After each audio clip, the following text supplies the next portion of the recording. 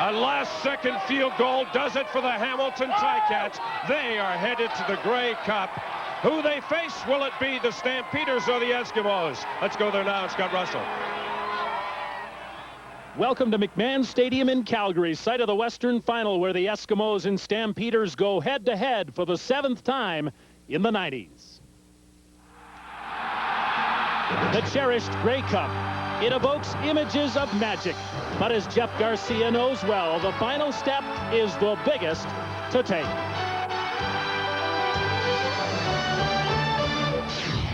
Three years ago, Garcia watched the Stampeders come away empty-handed from the championship. Now they're on the threshold of another chance. Kelvin Anderson led the CFL in touchdowns, and the MVP finalist hopes to carry Calgary to victory. For Edmonton's Brian Wiggins, a last-minute reprieve in the West Semi. A 45-yard romp to pay dirt snatched triumph from the Lions. David Archer led the Eskimos to a 14-point halftime lead, but an injured thumb could jam his offensive plans. Bolstering the Edmonton attack, Troy Mills, who ground out more than 100 yards last week. Calgary gamebreaker Alan Pitts commands respect. Star linebacker Alondra Johnson figures to seal the deal for the Stamps. It's the West Final. Time to step up for the Cup.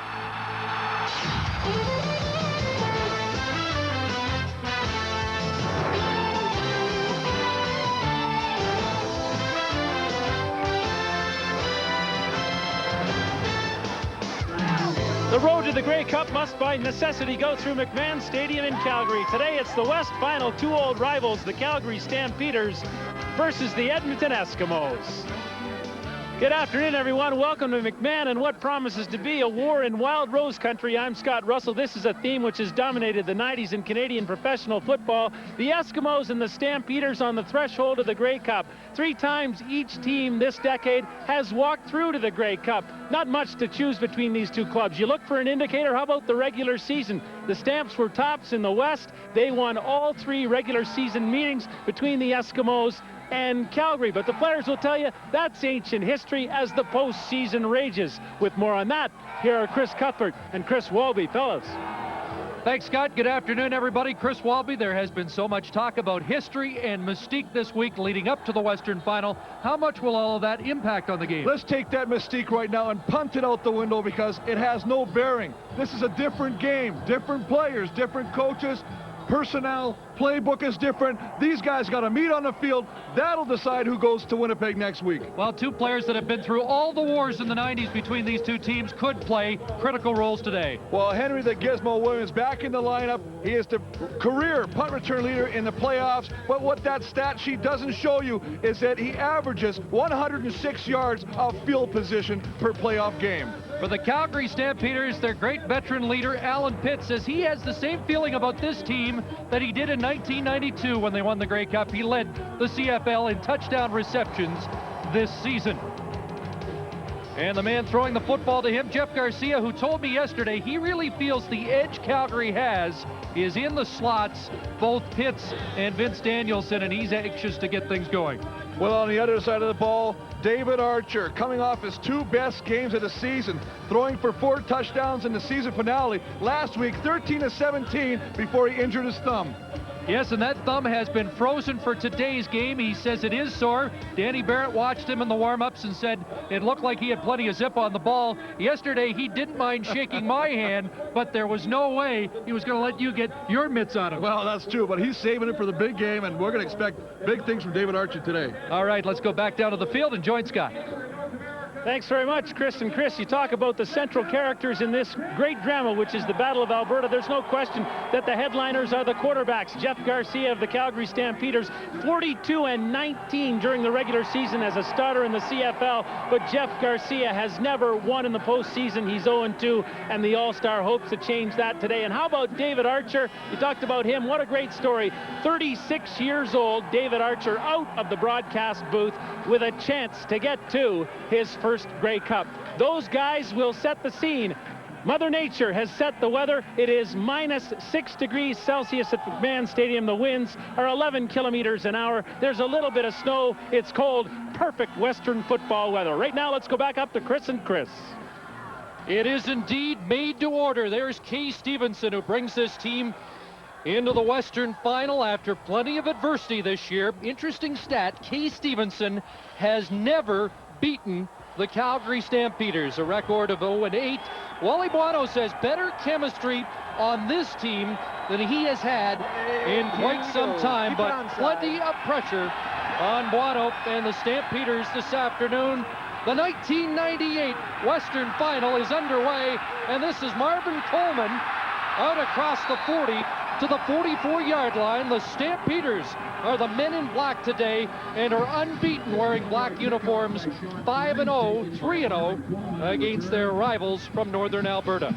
Well, most definitely, Chris. I tell you what, the big offensive line by the Big Chill, led by Fred Childress, second-time Western outstanding offensive lineman. The backs and receiver, Vince Danielson, 1,000-yard receiver, actually 3,000-yard receivers in the receiving corps. Lots of weapons for the Calgary Stampeders.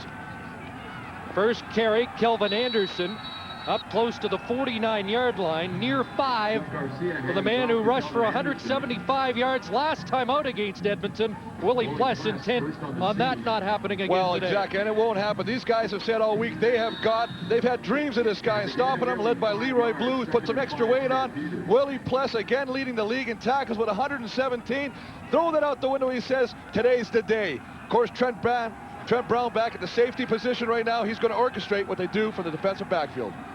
2nd and 6. Garcia's first pass of the game falls incomplete. Leroy Blue was applying pressure. You know what they're going to do? They're going to try to confuse them, do some twists, come off the ball. We talked about Leroy. He's about 270 pounds right now at a rush end position. He feels it's going to help him. You can see right now, he gets right into Myers, pushes him right back to the quarterback, disrupts the throw. Centers 31. Tony Martino into punt. On 3rd down, led the CFL this year, 48.2 punting average, and Gizmo is deep. Back in the lineup last week for Edmonton, and he made an impact.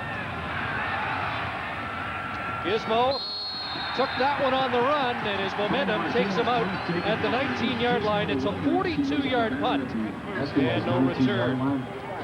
David Archer is the starting quarterback. There was even speculation as late as yesterday that maybe he wouldn't be able to play because of the thumb. Well, I tell you what, he got some excellent support last week. This offensive line, led by Thomas Ram, gave him excellent time, ran the ball very well. Myron Wise back in the lineup. He likes his speed. I talked to Don Blair yesterday, and he feels that Myron Wise might be able to use that speed to clear out some more room for Don Blair today, the top Canadian in the Eskimos offense. This is Troy Mills with a flag down. Mills to the 23, and he was outstanding last week, over 100 yards rushing in the first half alone. David Archer called it a jaw-dropping performance. It was a jaw-dropping. But the biggest thing was not only how well or how effectively he ran the football. Edmonton number 59, repeat first down. It's the way he caught the ball out of the backfield and ran with such authority. I mean, these guys know what they have to get done.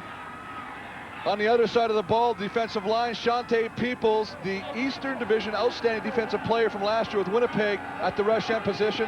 Henry Newby, a newcomer at the middle linebacker, playing his 4th game. A lot of speed there. And of course, Greg Frères anchoring the defensive backfield for the Stampeders. And after the penalty to Groenwagen, they get to Archer for the first sack of the game. They had 12 sacks in 3 regular season games against Calgary. And they have to get to him right now. This is a big key. I mean, you want to get after him right now. They know he's got a bad thumb.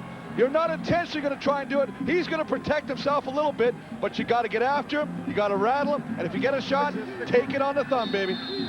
Daryl Hall had 2 of his 6 sacks in the regular season against the Eskimos as he rushed from his outside linebacker position. And now Archer faced with 2nd and 26 from his own 3. Drop play, Mills. And he is brought down at the 7. And again, it's Daryl Hall on the tackle. And Jermaine Miles fired up, and so is that entire Calgary defense. Well, big time, because what you want to do perfectly the scenario you love is stop them deep, force Edmonton to punt from their end zone. Right away, you're getting excellent field position for your offense. You could see Archer flexing the right hand as he made his way to the Edmonton bench. And Sean Fleming to punt out of his end zone. 3 minutes into the first quarter. No thought of a safety. And Marvin Coleman has it in Edmonton territory. Dropped the ball as he hit the turf, but the whistle had clearly gone. And the Calgary Stampeders with outstanding field position when we come back to chilly Calgary.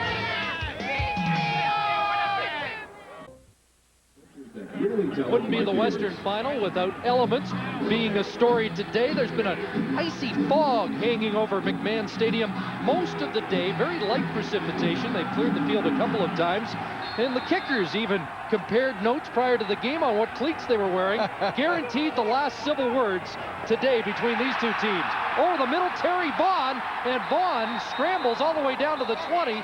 And again, the ball jarred loose, and the whistle had gone. Rio Wells up with the football, but it is Calgary ball and a first down and a 19-yard pickup by Terry Vaughn. Nice job of opening. This is what they want to do, to get a little crossing pattern. Get Terry Vaughn coming across the middle. He's got a couple steps on the defender, Rio Wells. You can see him chasing him right there. Once you got a couple steps, you got to wrap up. You cannot let him get open, especially like you say, with a field like this, slipping will be evident. Big plays will result. A couple of times they've let the ball go after being down, but they want to put the ball on the carpet in a game like this too often. Here's Anderson trying the right side, and he's down at the 16-yard line. Let's join Scott Russell. Thanks very much, Chris. You were talking about the kickers, Sean Fleming of Edmonton, Mark McLaughlin of Calgary. I talked to Sean Fleming earlier about the field and the footing. He says he doesn't think it's going to be a problem. Everything's pretty firm. The only concern that he has is he wears a soccer shoe on his right foot, which is his kicking foot, and he feels that might slip just a touch more than the regular football cleats. Chris? Right now, Jeff Garcia has the football for Calgary at the Edmonton 17 at 2nd and 5. Short drop, and there's a completion to Danielson, who has a first down at the 9. Upended by Dwayne Provo, but the Stampeders are moving the football. 88 gets 8. And doing a good job of moving the football. Edmonton's sitting back in a little bit of a zone protection right here. Bringing the rush, to get through on him, but he's able to release the ball quickly, get it to the receiver. Nice job with Danielson just sitting down, making the catch, being brought down by Dwayne Provo. So it's 1st and goal. Danielson, the nominee for top Canadian out of the West this year. Anderson, left side. Kelvin Anderson, and he is brought down after a short gain. Malcolm Frank stepped up from his corner linebacker position with Melvin Hunter limiting the gain to a couple. Well, you got two big ends. You got Melvin Hunter on one side, you have Leroy Blue on the other. You're going to have to secure the corner if you're going to be successful running the sweep. You can see right now they're trying to get him. There's a nice block by McNeil, but of course the pursuit is right there. Defensive backs coming up, allowing Melvin Hunter to come off his block and make the play, limiting the gain. 2nd and goal now from the 8. And Garcia has everybody out. Pressure on, throws into the end zone. Actually threw that football away as Willie Pless applied the pressure. Good job. If you know, one of the things you can't do is you can't stay vanilla. You got to change up your defense. Come after him. Show different looks to Garcia. Look at, they're bringing a straight rush right now. Willie Pless is going to come late. He's going to come right off his block right there. Garcia sees him. Throws the ball away. Smart decision, throwing it away where nobody else can catch it. Avoid the turnover. So Garcia moves it into field goal range, and we'll see the footing of the kickers for the first time as Mark McLaughlin sizes up a short field goal attempt, 15 yards. And McLaughlin puts it through. The Stampeders are on the board first in the 98 Western Final. 6:10 gone. Wally Bono's squad up by 3.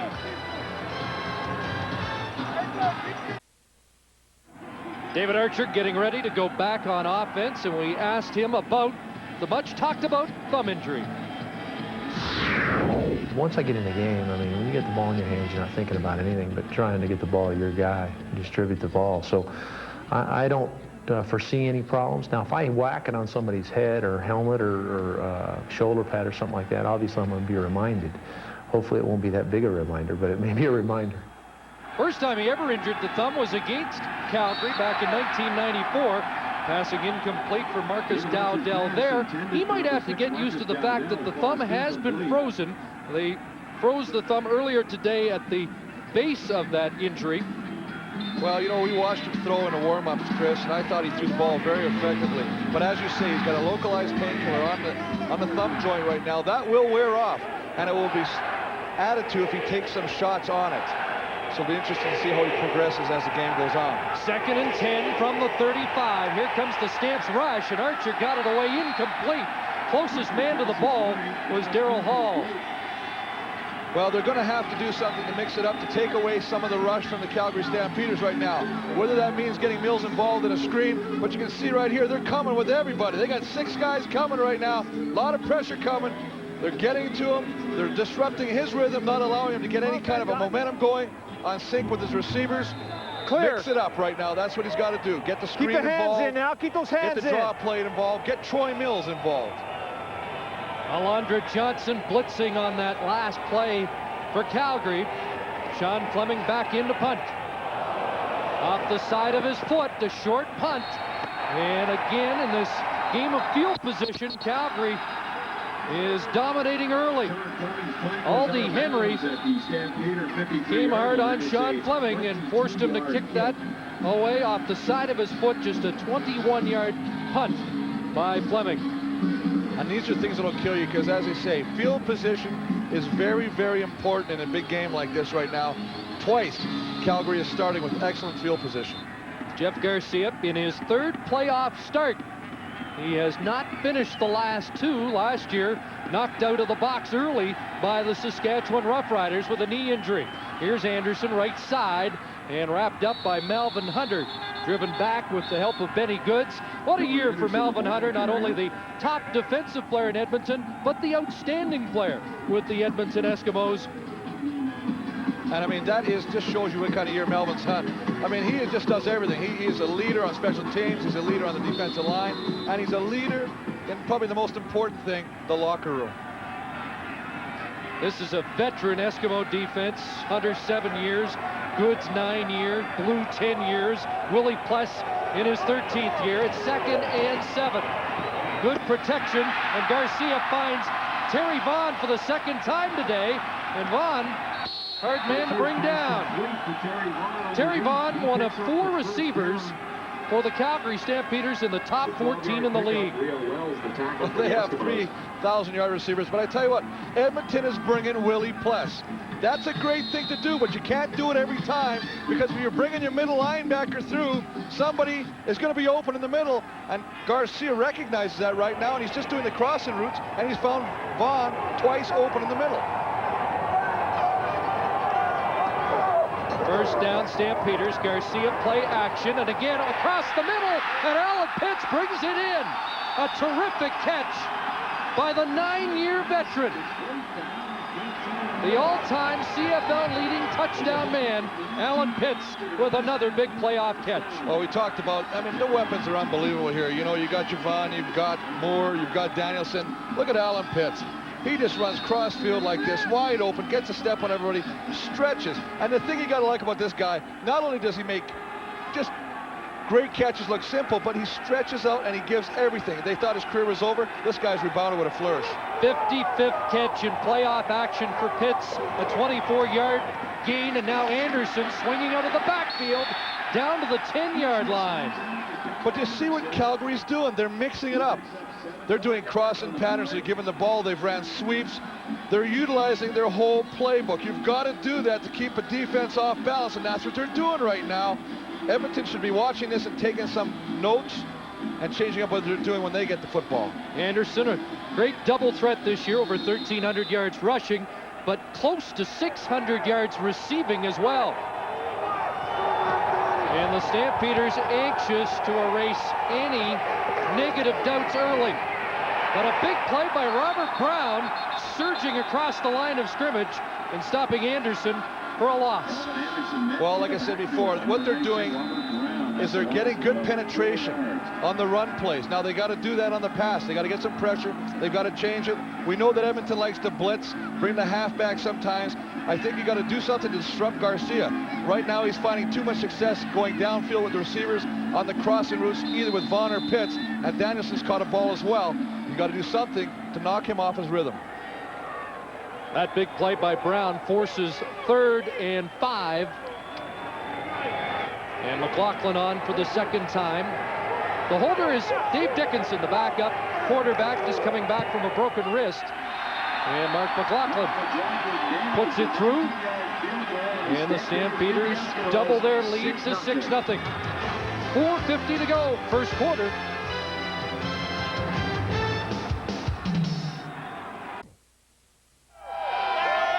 Crowd over 30,000 on hand here at McMahon Stadium. They average 30,000 during the season per game, a single season attendance record of over 270,000 for the Stampeders.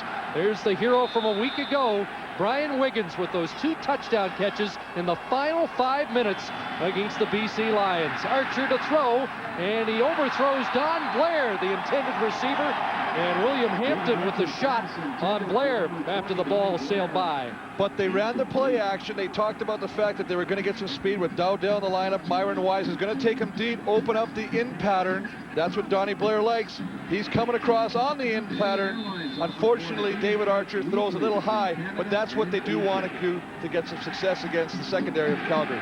You know, all the talk this week around David Archer has been the thumb. He also has a sore Achilles, and clearly Archer has been on the limp in this first quarter.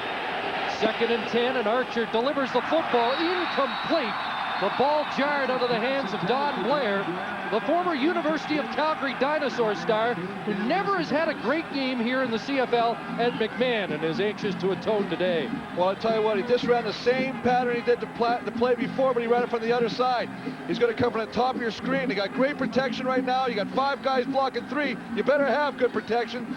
Gives him a good sight line to throw the football. Donnie Blair comes inside, runs the in pattern from the top of your screen to the bottom. Again, this time he should have caught the football. He drops this one. They got to punt the ball.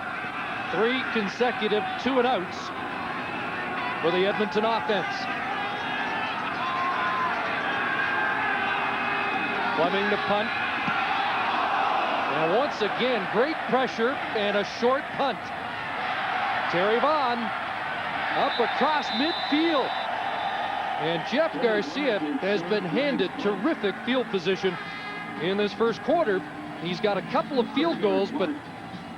Well, you know, the big thing, yeah, he's got a couple of field goals, but the thing that every coach will tell you is every time you're in a scoring position, get something out of it, and they have. They've marched the football down. Granted, they've started from a short field, 50-yard on up, but right now they're kicking 2 field goals. They got 6 points. That is a lead. I don't care if it's 3 points, 6 points, 9 points. They've got the advantage.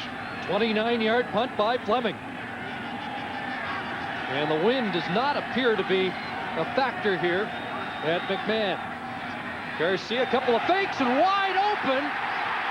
It's Alan Pitts with another big reception from Jeff Garcia. Well, a breakdown in the secondary. Right away, they got 3 guys. Nobody picks up Pitts. Little pump fake. They bite on it. He's wide open. Take a look. Little cut. They all come with Terry Vaughn. Uh-oh, Real Well says somebody better get back there. Too late. Good thing that Trent Brown was in the territory to make a touchdown-saving tackle. Otherwise, we'd be down by 7 more. 36 yards that time to Pitts. He had a 24-yard catch earlier in the quarter.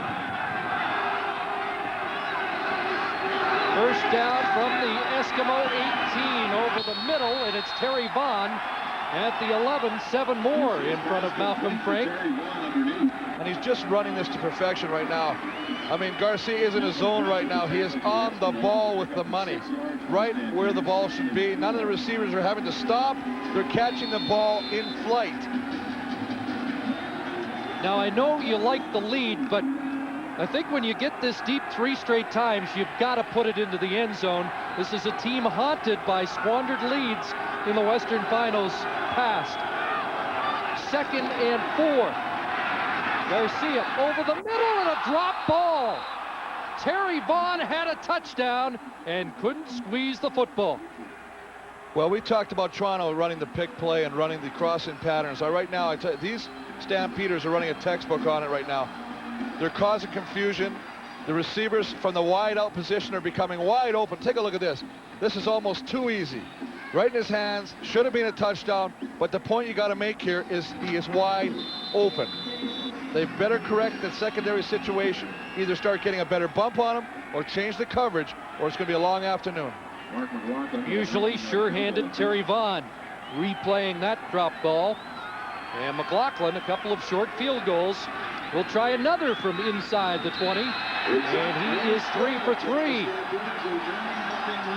So the Stampeders have capitalized on good field position in this first quarter and have built a 9-0 lead, and the Eskimos can only be thankful it isn't worse. Congratulations to Kelvin Anderson.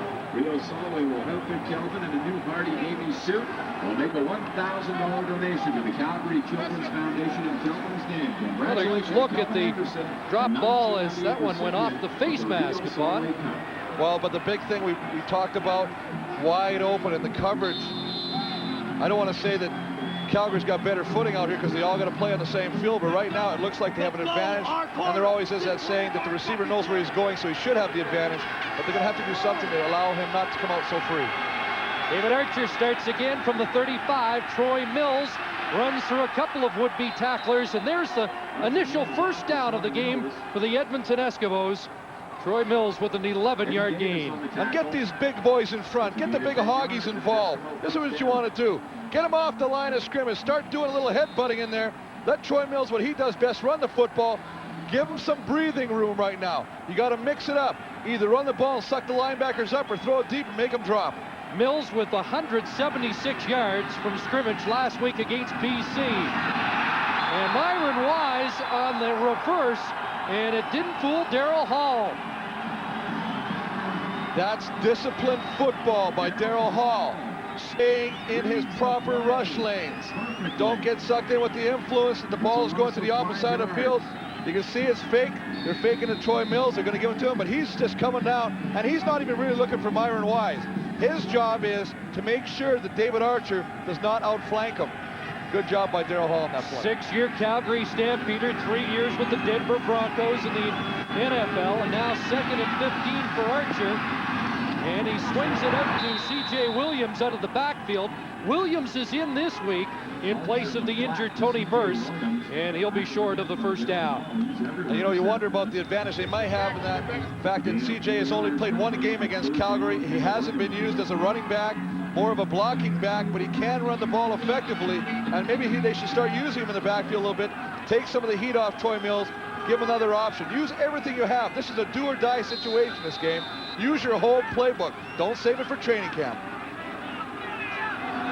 Fourth punt of the first quarter for Sean Fleming.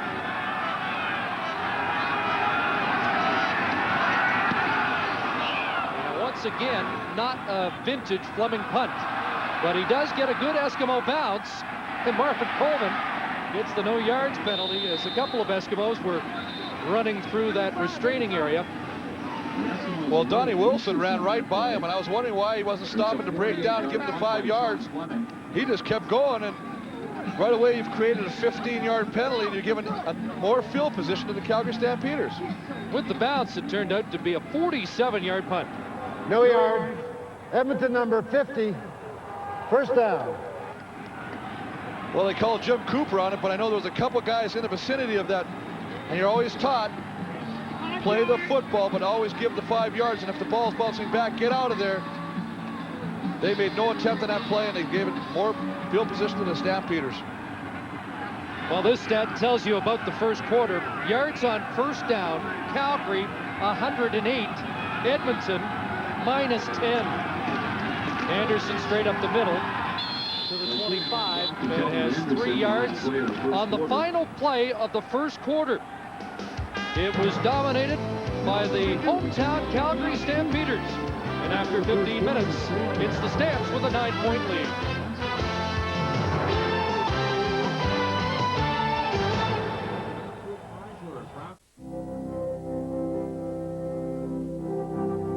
was born of royalty, crowned in glory, and has held court over some of the fiercest battles of all time.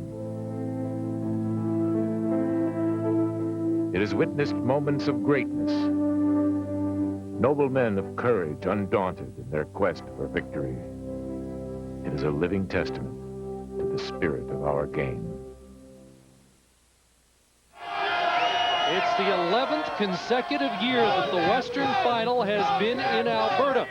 Most of those have been in Calgary, and yet these two teams have split them right down the middle. 3 wins apiece in the 90s for either of these two teams. Well, so much for the old mystique theory. I mean, this is one of those things. 95 obviously being won by Calgary. That was the last time it was played here. Edmonton winning in 96. I mean, it's just, these two teams do not like each other. We can talk about that till we're blue in the face.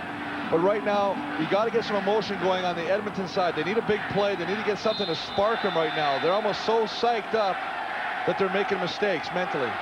Alan Pitts had a big first quarter. Couple of catches for 60 yards. And Garcia goes back to the air, looking deep, and overthrowing Travis Moore. First time he's called Moore's number this afternoon, and it will bring up 3rd down. But I'll tell you what, the big thing here, I mean, obviously, we take a look at the stats for the first half. I mean, 1 first down, 5 yards passing, 9. That's just not going to cut it. If you work that over 4 quarters, I mean, you're looking at less than 100 yards total offense. You've got to do something to spark your team offensively, special teams. Maybe Henry Gizmo Williams will be the guy that provides that catalyst, but they need something right now to wake up. Tony Martino will punt. Leading punter in the CFL during the regular season, and Gizmo the best ever returning punts in Canadian Football League history. And this one off the side of his foot. The flags would not indicate that there is much of a wind problem here, but punter's having trouble kicking at that end of the field in a 35-yard punt by Martino. An injured Edmonton Eskimo on the field, and it's Dave Pitcher, one of the special teams guys for Edmonton. And what a job they did last week, Chris. You know, Dave Archer said it was clearly the best special teams effort they'd had all season long. In that game, Sean Fleming averaged 41.2 yards a punt. The net yardage, 40.2. It meant they allowed just 1 yard per return. That is just playing superb coverage on your special teams. Getting down there, staying in your proper lanes, doing your assignments, knowing your assignments, and executing your assignments. That's what they need today. Right now, this is the best field position that the Edmonton Eskimos have started with all afternoon, and they've got to start capitalizing with the field position. There's Alondra Johnson, another one of the warriors throughout this decade.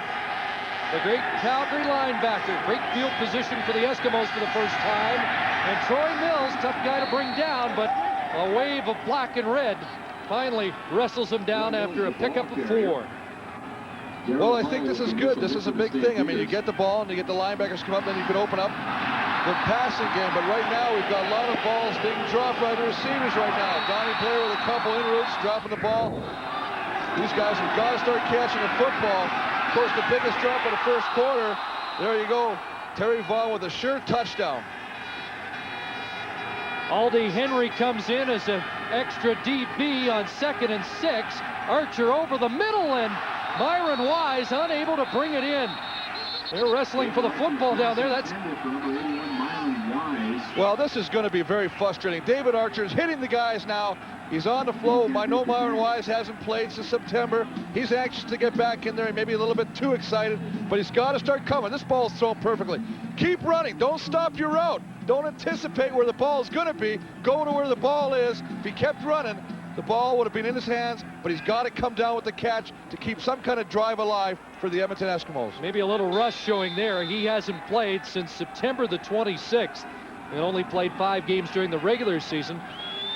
Bothered by a back problem throughout the year. And Fleming with the punt. Coleman takes it on the bounce. And Marvin, the all-star punt returner in the West this year, across the 16, a 46-yard Fleming punt. C.J. Williams on the tackle. It's a return.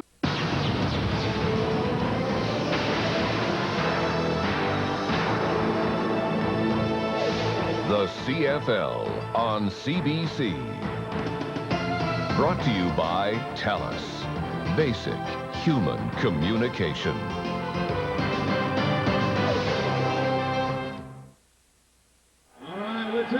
We're back at McMahon Stadium, 9-0 for the Stamps over the Eskimos. Missing the action is middle linebacker Anthony McClanahan, who's been out 9 weeks with a bad neck. Tell me when you're going to get it fixed. January 4th, I'm going for surgery. They're going to remove a disc and take out some bone spurs, and then I'll be back for training camp. No worries. My dad just had the same surgery in August. Well, we hope it goes well. How do you like the way the Stamps are playing so far? Oh, they're doing real well. We should have at least 3 touchdowns by now. I hope it's a shutout because it'd be good for the defense. And, you know, like they say, defense wins championships. So here we go. Good luck with everything, Anthony. Thank you very much. I appreciate it. Guys. All right. Back to the action, Scott, where Garcia throws over the middle. Terry Vaughn. And a lot of running room for Vaughn. Close to midfield for TV. They're getting caught in really bad situations here. Edmonton likes to sit back to defense and count the receivers as they go by. The first receiver will be picked up by one linebacker, the second one by the halfback, third by the corner. Right here you can see Willie Pless. He's coming across. He's looking at the other guy. Nobody picks up Terry Vaughn on another crossing route, and then it's off to the races, and he's got to be dragged down after a big gain. But they've got to get their coverage straight right now because they're making mistake after mistake. 38 yards for Vaughn, ironically. And look at the differential there on first down. It was the crossing pattern that Edmonton rode to victory over BC. Looking deep for Pitts, and he got tied up there with Rio Wells, and both went down. No flag. Well, good coverage, but I mean, you got to like, this is an opportunity. Jeff Garcia could have took off with the football. He had a lot of open real estate in front of him. Decided to go deep to Alan Pitts. Good coverage. They get their feet tangled up. Good no call by the referee. You can just see right there, Rio Wells, Alan Pitts. Rio Wells gets up and actually thinks that he was pushed from behind, but in actuality, they're both looking for the football. Good no call by the referee. You know, I asked Jeff Garcia a couple of days ago whether he'd be limited in his running because we're not sure what Dave Dickinson can do coming off the bench with the broken wrist a month ago. He said it wouldn't take away any of his aggression. We might see it here. There's a flip ahead, and look at this. Calvin Anderson, a little schoolyard play. Hey, that's Doug Flutie stuff. And Jeff Garcia makes a first down when it looked like the play had broken down. I'm going to tell you right now, he is in the zone. He is doing things right now that he hasn't done all year. Not saying he's not an all-star quarterback, because he really is. But right now, when you know everything you do, when everything you touch turns to gold, look at this. That is just heads up. Finding a receiver as he's going down right there. Give it to Calvin Anderson. Gets a great block right there for one of the receivers coming back. I mean, they're doing everything right. Offensive coordinator George Cortez likes what he sees. Rich Stubler trying to find a way to stop Calgary. On a roll, Garcia, and he has Pitts at the 25. And it's another first down for Calgary. And they have operated very efficiently getting the ball into the red zone today. And you know the big thing we talked about earlier, we said, you know what, the slot backs, Danielson and Pitts, the height advantage. There's not even a need for height advantage right here. The ball is being thrown on a rope to the right spot. The receivers are running crisp patterns, and they're being at the right spot and coming down with big catches. Past the 5-minute mark of the second quarter. Calgary trying to expand a 9-0 lead. 6 receivers in the package, and there's Danielson. The UBC product cuts it back to the 15, close to another first down. Well, I'll tell you what, you don't see this very often, but they're picking on Willie Pless. Willie Pless is playing middle linebacker. He's watching Garcia. If Garcia runs, he's got to come after him. But watch him. He's just going to sit there. He sits down there and he says, oh, there's the receiver. I got to get him. That's my responsibility as well. He does a lot of things, but right now they're playing off him, running where Willie Pless is not, completing passes and picking up big first downs. Willie, the all-time playoff tackling leader in his 19th playoff game, and Garcia on second and short gets a great push ahead for the first down. Well, you know, they haven't ran. Last time these two teams met, that was the game that Jeff Garcia only threw the ball 19 times. He ran the ball 29 times with Calvin Anderson. But you know, the offensive line, there's Big Freddie Childress, the center, Crysdale, 2 Western All-Stars. They want to get the job done on the ground as well, because it's a lot more fun given punishment than taking it. Fourth time today, they're inside the 20. They've settled for 3 previous field goals. Garcia looked like he'd run and then throws it deep into the end zone. Closest man to the ball was Alan Pitts, but I think Garcia wanted to call the quarterback draw and it closed down. Well, I agree 100%, Chris. That was exactly what Garcia wanted. But again, they're going to get a break because they call Edmonton for being offside, and maybe that's why the court. Well, I guess that's why the quarterback sneak wasn't there. It was somebody jumps offside, jumps into the hole, and Garcia was going to run. He pulls it down, throws the ball away, but a mental mistake, a crucial mental mistake. So now it's 1st and 5 for the George Cortez offense. They can make a first down without scoring a major. The ball on the 9. Garcia rolling into the end zone. Touchdown, Alan Pitts.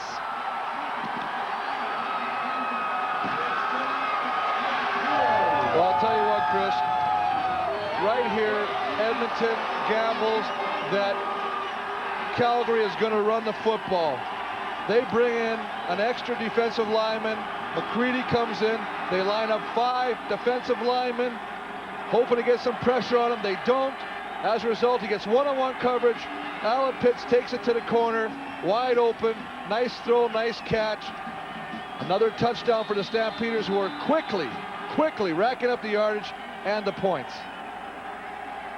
Garcia and Pitts have been on the same wavelength throughout this day and most of the season.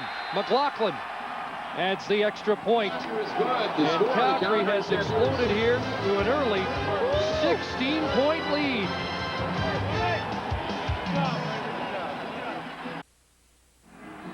There's Rich Stubler, defensive coordinator for the Eskimos, and right now he's got a problem. Well, he's not too happy right now. He's on the phone with Real Wells right now. He's not happy right here. Let's take a look at this. 1, 2, 3, 4, 5.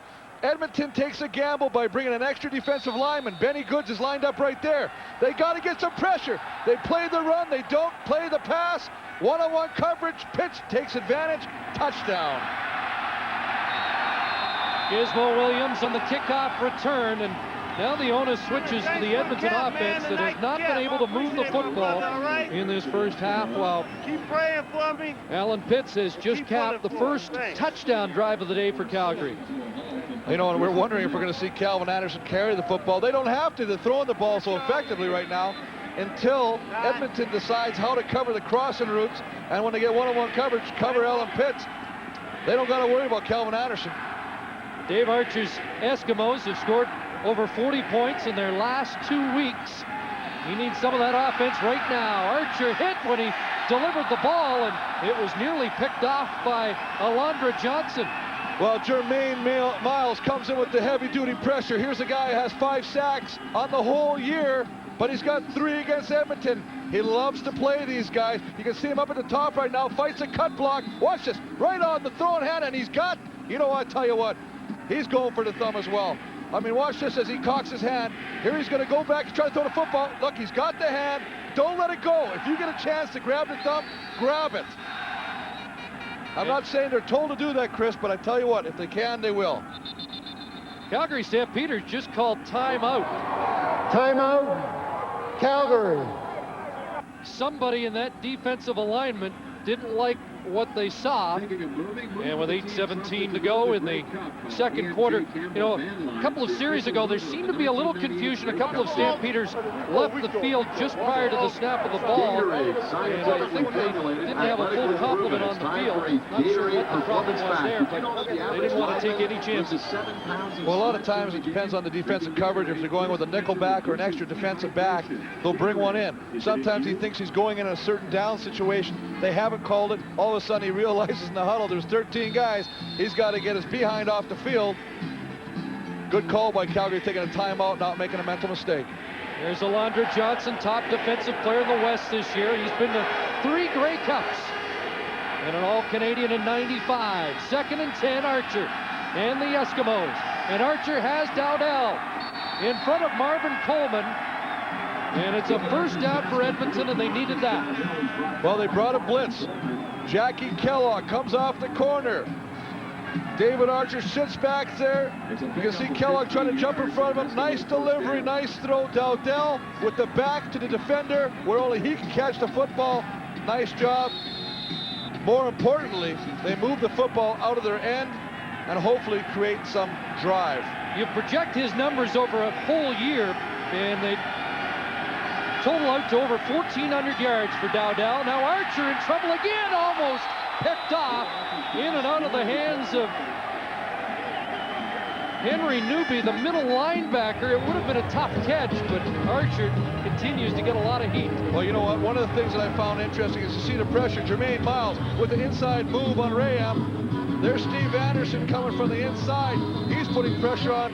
What's happening is they're getting him to pull the ball down, try and regroup as far as throwing the football, and they're disrupting him right now, and they're causing him all sorts of trouble delivering it. Henry Newby, a late acquisition, replacing McClanahan, who spoke with Scott Russell earlier. Now Archer steps up, and he gets it to Dowdell, but it'll be short of the first down. He's wrapped up by Western All-Star Jack Kellogg, and a 7-yard gain for Dowdell. And one of the things you see happening right now with the pressure coming, the packages after him, is that David has to pull the ball down, decides, well, should I run, should I not run? He hasn't thrown the ball deep. I think he's got to start stretching this defense to allow him to get anything that might be underneath right now. Get the DBs to play off the line a little bit. Right now they're sitting at 8 or 9 yards saying our pressure's going to get to them. We're not really worried about getting beat deep. 7:07 left first half. Fleming back in.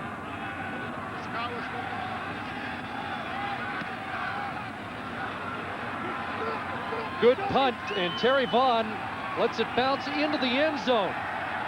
And it will roll to the back line, and a single point is conceded. The Eskimos are on the board.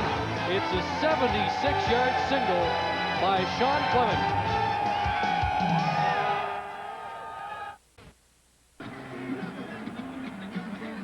So is Archer out? Well, one of the things you got to like about Garcia right now, here's a guy who's on fire, Chris. He's doing everything right. But over the course of this season, he's only been 50% throwing the football against these Edmonton Eskimos. So he's gone to a new level in this game. Saw the first half numbers already for Garcia. Big hit there by Benny Goods on Kelvin Anderson, a 2-yard carry. Well, they've done a good job of stopping the run. They've really done a job. I mean, Anderson's probably carried the ball 6 or 7 times. Let's go down to Scott Russell, see what he's got for us. 2 yards. It'll be second. Thanks very much, guys. David Archer told me just a few moments ago that he hasn't got a problem with the thumb and throwing the football. The problem right now is his left leg. He's got a pulled calf muscle, so that's really disturbing David right now and preventing the Eskimos from moving the football, guys.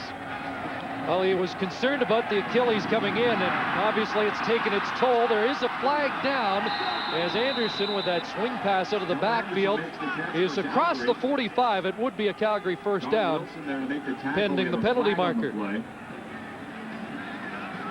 Well, I think they're going to call him for offside, or just leave him before the ball is snapped. One of the receivers getting out there too quick. Offside. Calgary number 83. Repeat, second down. Travis Moore jumping the gun, trying to get a little bit of jump on the defensive backs. But as you said, you're talking about David Archer and about his Achilles. You know, a lot of times when you have an Achilles injury, you're trying to stretch it. If you don't stretch it properly, the next thing to go is your calf. That's what happened. You just saw Jimmy Kemp, who is showing no signs of warming up. So apparently, it's still David Archer's game for the Eskimos. 5:45 remaining first half. 2nd and 13. Garcia with all kinds of time, and shaking a tackle is Aubrey Cummings, and the rookie has a first down, a 16-yard pickup for Aubrey Cummings out of Acadia. Well, it's just a simple thing. I mean, they're going to bring Don Wilson from the outside. What it does is it puts you guys in a one-on-one situation. They're playing back right now, leaving the opening. They've just been doing this down and in route, the crossing route. Good protection. They all pick it up. Look at that, getting out there on him, blocking Don Wilson off. Look at the lane of throwing that's afforded to Jeff Garcia. Phenomenal. Garcia now over 200 yards passing in this first half. And he has Terry Vaughn at the Eskimo 54 in front of Willie Pless. Well, one of the things mobility will give you is an opportunity to get outside the rush. When they do get pressure on him, he can get outside, skirt to the outside, and it really does put your defensive backs, your cornerbacks in a bind because of the fact that you can see Leroy Blue working on Mayer, just coming inside of him right now. But the fact that you got Garcia with feet, a little bit of poetry for you, gets outside, nice throw, and they just continue to march the football. 2nd and 2. Vaughn has 5 catches in the game, and there's old reliable Alan Pitts with another catch forced out by Rio Wells. But the Stamps continue to move the sticks here in the first half. And Jeff Garcia is on his way to his best game of the year. Well, he is just on fire. We talked about being in the zone. He's above that. He is doing everything. He's taking what they're giving him. He'll stretch the defense, go deep. Then he'll take the short stuff. Then he does the crossing pattern. Then he does a little down pattern. I mean, everything that he does is working right now, and he knows if it ain't broke, don't fix it. He's enjoying this. 1st and 10 in the late stages, first half. It's been all Calgary. Now Anderson follows the blocking and is at the 43 before Leroy Blue brings him down. 5 more for Anderson. Just a note on Jeff Garcia. Remember his first game, it was against the Edmonton Eskimos, Labor Day 95. He rolled up 546 yards in passing. Well, in 11 games since against the Eskimos, he's only had 1 300-yard game. That may change this afternoon. I was going to say, suffice to say, it could happen today. It could happen in the first half, the way he's going. 2nd and 5, Garcia over the middle, and a completion to Kelvin Anderson. Dwayne Stewart touches him down. You know, every time they try and do something, the backers, in this occasion, Dwayne Stewart sits back. They are so worried about getting beat deep that they sit back in their zone. The linebackers get. Watch, Leroy's going to come free because they got a guy in the middle. There's Willie Pless. As a result, the linebackers have got the coverage of the slots coming across. They're sitting back. They don't want to get beat deep, so they sit there, allowing the guy to make the catch in front. What's happening is Jeff Garcia is having a field day right now, taking what they give him, and that's being turned into short pass. And a lot of times the receivers are catching a short pass and turning it into big plays. As you can see, it's 3rd and 1. And this one's an easy one for Wally Bono with a 15-point lead. And the ball at the Edmonton 39. And Calgary has been moving on offense. Eskimos need a big defensive play as they dig in along the trenches. And it looks like Calgary has another first down. Well, they just keep driving the ball. That's the thing right now. And I tell you what, pretty soon it's going to be a situation where Edmonton's going to wonder what they have to do to stop these Calgary Stampeders.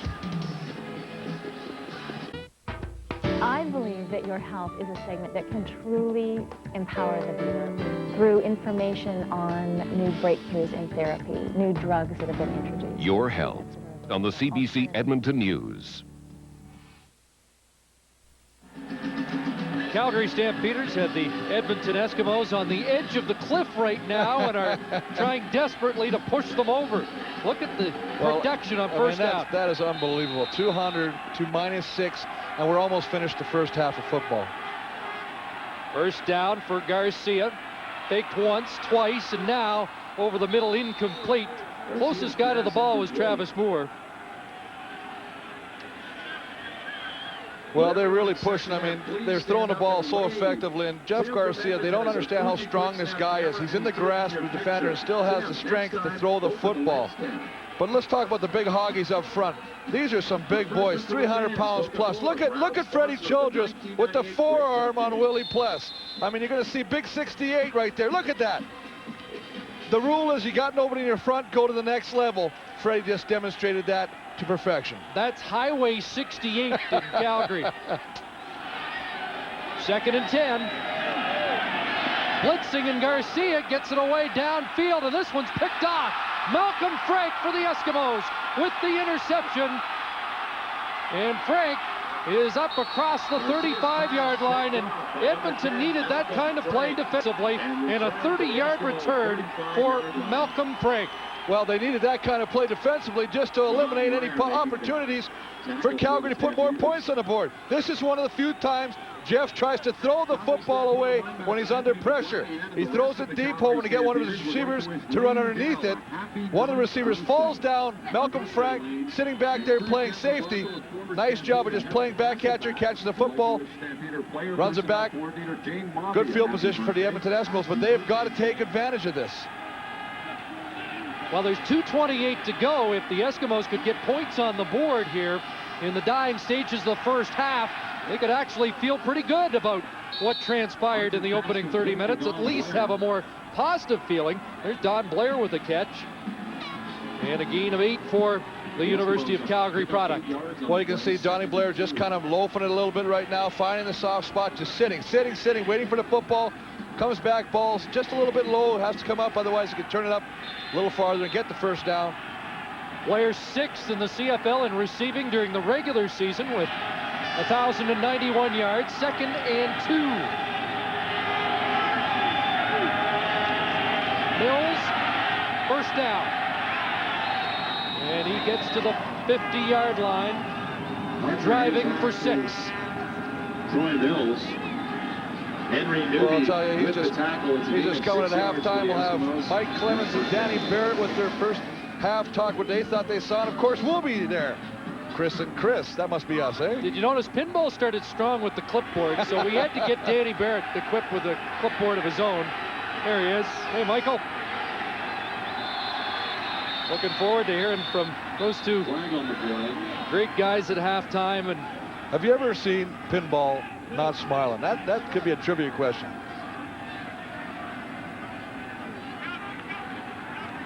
A procedure call against the Eskimos. And Alondra Johnson will weigh the options. Procedure, Edmonton number 60, still first down. Chris Morris, the right tackle out of the University of Toronto. Moved prematurely. 16-1 Calgary.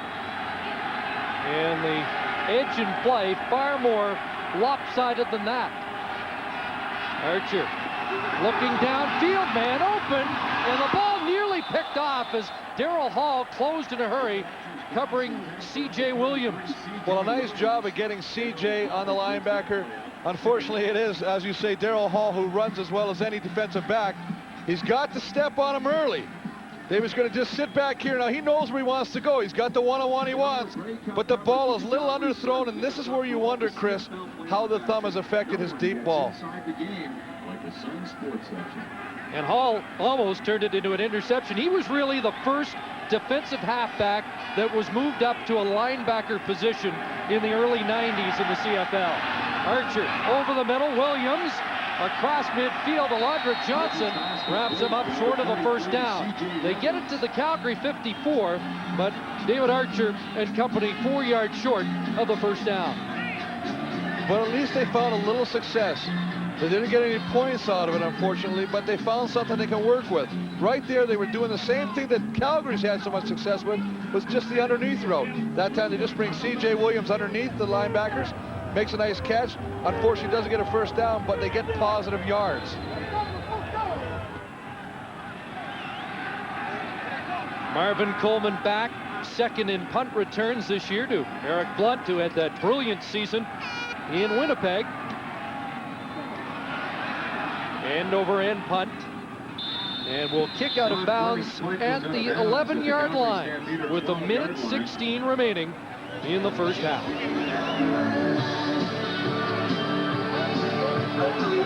Whatever your game, there's one place you'll always score big.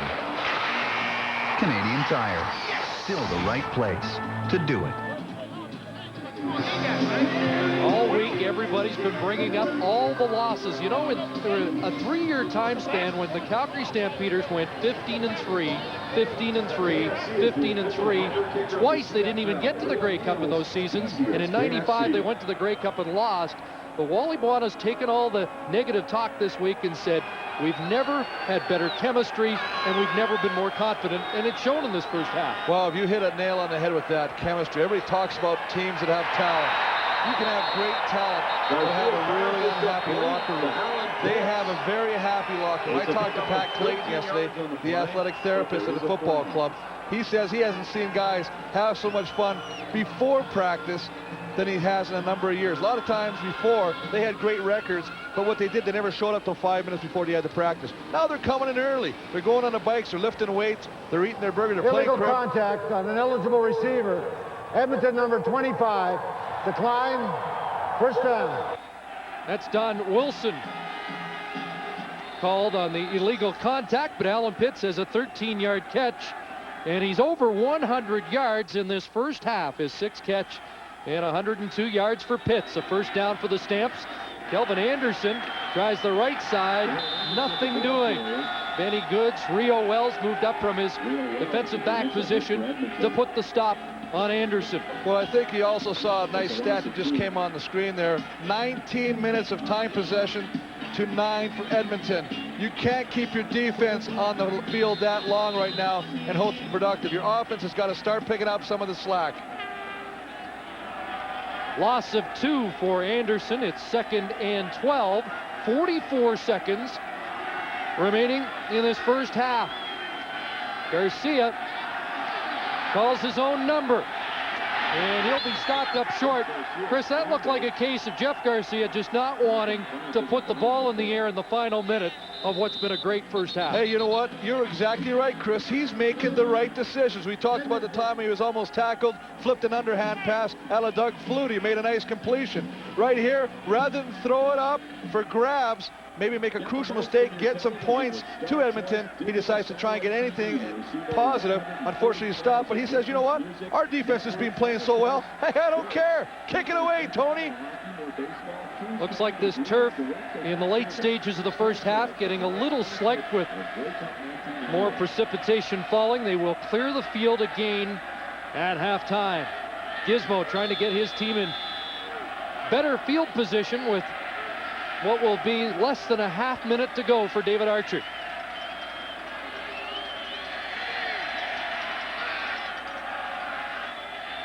High snap, Martino pulled it down and got it away quickly.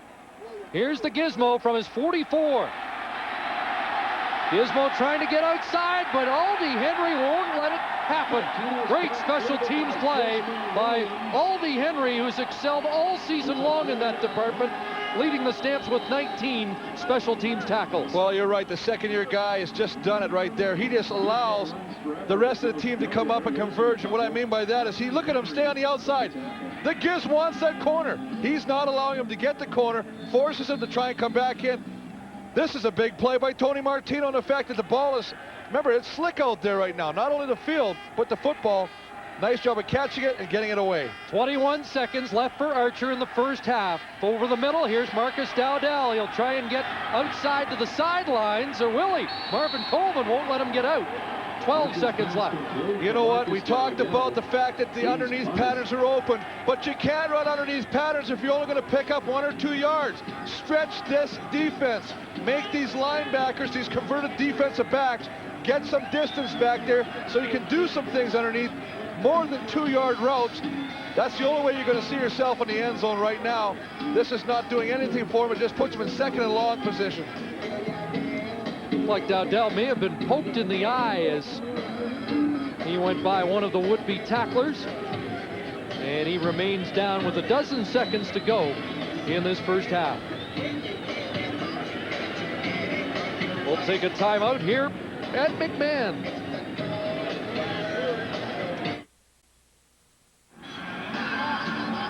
Dowdell making his way to the sidelines and gets poked in the eye here by Jack Kellogg. Well, you can see right there. Take a look right there. He's got his hand in the face mask right there. Drags him back. Doesn't grab it, but does enough to graze the eye. Time whistled in. 2nd and 8 for Archer. Got to move to his right, and now it's Troy Mills, and he's wrapped up at the 44, and that's another yard or two and nothing more as the Eskimos have not been able to stretch this Calgary defense. And now, really the first time today we've seen the tempers get short. Well, this is, you know what, a lot of times coaches are going to say, hey, save that stuff. But I tell you what, right now, if I'm Kay Stevenson, I'm saying get in there, get tempers, get going, get mad, get angry, do whatever you got to do, but get in the football game. I like that when they get in the pile like that, start mixing it up. Wake some of these guys up. Don't think it's over. You still got 30 minutes. You're only down by 15 points. This isn't over, fellas. Yes, it has been relatively peaceful so far this afternoon. Odds are that will not continue. Well, time's out first half, and although it's third down with the clock run out, David Archer is going to use this play to air out the football. He just dumps it off, and let's see how far Troy Mills can run with it. Johnson gets enough of him to force him out to end the opening half of football, and it really was all Calgary here at McMahon Stadium. 16-1 the score. Here's Scott. Right with Wally Bono, the Calgary Stampeders, 16-1. Your team's moving the football. Your read on the offensive side of the ball. Well, our offense has done an excellent job. It would be nice for us to score a few more points, but our defense is really playing very well, and you got to give the guys a lot of credit. What's the key to shutting down Archer here? Well, again, right now we're just changing things up, and our pass rush is excellent. It's the same thing we've done pretty much against them all year. Thanks, Wally. Good luck. Thank you. There's Wally Bono, the Calgary Stampeders, who leads 16-1 after the half in the West Final. The CFL on CBC returns in a moment.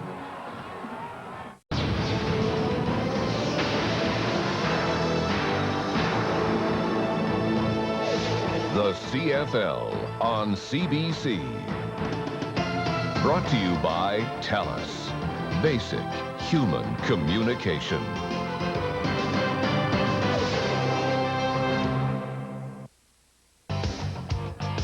Back at McMahon Stadium in Calgary, Alberta, the CFL on CBC, the West Final after the half. It's 16-1 for the Calgary Stampeders over the Edmonton Eskimos, a chance to go to the Grey Cup against the Hamilton Tiger Cats. And now our game day analyst, Danny Barrett, with me here in Calgary, and Mike Pinball Clemens in Toronto. Guys, your read on this first half. First of all, to you, Danny. Calgary's moving the football 277 yards. What do you think? Well, I tell you, Jeff Garcia is playing some of the best football that I've seen him play this year, especially in the big game. He's moving around, making plays, and he's getting the ball to the open receivers. And right now, if they keep that up, it's going to be a blowout. Mike Clemens, they didn't score more than one touchdown, though, and they had the opportunities. Might that be a factor as the game moves along? I thought that was one of the key factors in the first half. The Edmonton defense struggled, but the big thing is they're a veteran crew, and they know how to win championships. 5 times inside the 20-yard line, 3 field goals, 1 touchdown, 1 interception. Only 1 touchdown and 5 times inside the 20. They bent but didn't break. How about David Archer? He's able to throw the football, he says, but now he's got a problem with his calf. What about his performance, Danny? Well, I think David's doing a pretty good job. I think what they need to do offensively is do more on first down. That's the key against a Calgary defense. You have to be positive on first downs, and they're not doing that, which puts them in second and long situation. Calgary's coming in with the extra defensive back. There's a lot of people in the secondary trying to throw the ball into. Mike, Edmonton had to play last week. Calgary didn't. Is that at all a factor in this game? Is Calgary more well-rested, more ready to go? The team gets rest, they get out of sync, and they lose their fluidity. That doesn't mean they'll happen.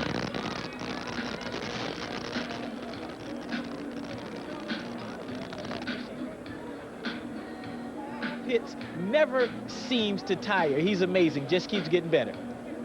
All right, Danny, now I want to talk to you about mystique. Remember in '91, you got the Calgary Stampeders past the Edmonton Eskimos. Is this something the Stampeders have likely been talking about as they prepared for this game, that this mystique, A, means something or doesn't mean anything at all? Actually, I think you hit it on the head there. They looked at the '91 Western Final this week as a team just to say, hey, we've been in this situation before.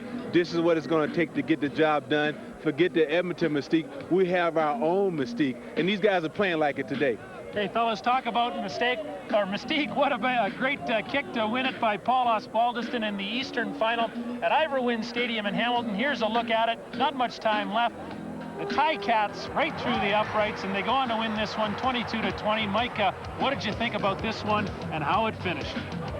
You know, that's the kind of game that you don't try to analyze. You just enjoy the ending. It was so beautiful. The guys picked this up so well in the booth. They were talking about all day, that's Glenn in the booth, was saying that he tried some field goals early on, and he kicked 54-yarders with the win. The winning field goal was 54 yards. Poetic.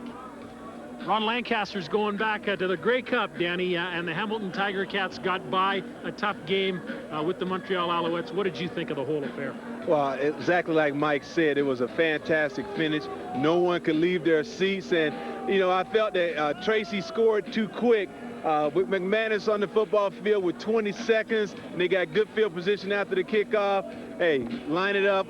Ozzie kicks it right through the middle. You talking about a pressure kick, and they're excited over there, and Ronnie's going back again. Something about that organization this year, I tell you. In any case, Hamilton's moving on. Our thanks to Danny Barrett and Mike Pinball Clements in Toronto. Here at the half, it's 16-1 for the Calgary Stampeders over the Edmonton Eskimos. There's Alan Pitts with the touchdown. We'll be back in a moment.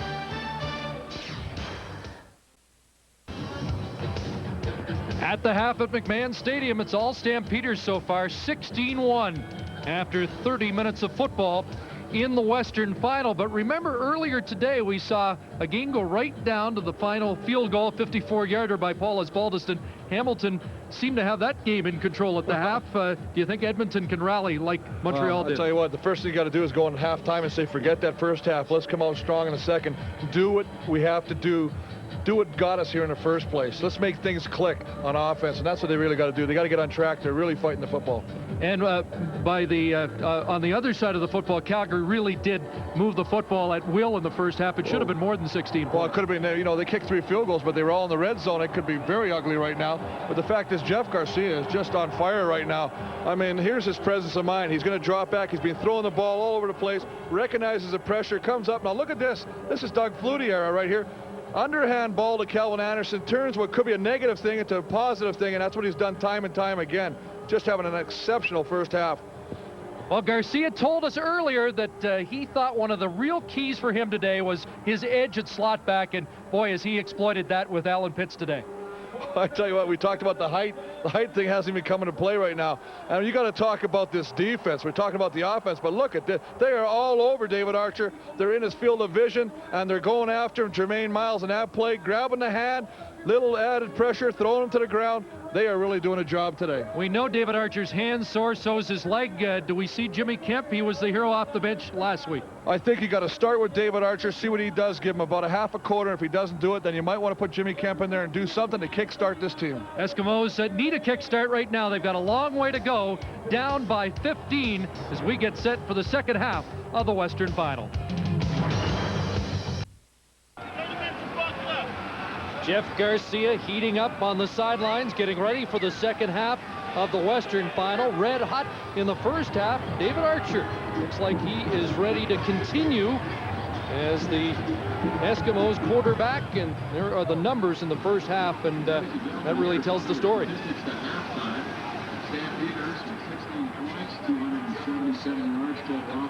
Let's go down and join Scott Russell. 88 yards total offense. Thanks very much, Chris. And they moved the football against you. How do you shut them down? Well, we got to do a better job of controlling the football ourselves. This is a heck of a good football team. They're a good defensive football team, which people overlook. And they're playing awfully well. We got to move the football, get some points on the board, and defensively we got to keep off. I think we're ready to go. We just got to play well this half. How's David Archer? Is he okay physically with the thumb and the calf? Well, not the best, but he's a warrior. He'll be there. Thanks, Dick. So David Archer will continue at quarterback in the second half. Knocked out last week with the thumb injury. Jimmy Kemp came on, and after a shaky third quarter, he had the fourth quarter heroics. Well, they did not clear the field at halftime, which would indicate that the footing is not a problem. But they did clear the sponsors. It was nice to see. Mark McLaughlin putting it on the tee. The Calgary Stampeders were 9-0 during the regular season when leading at halftime.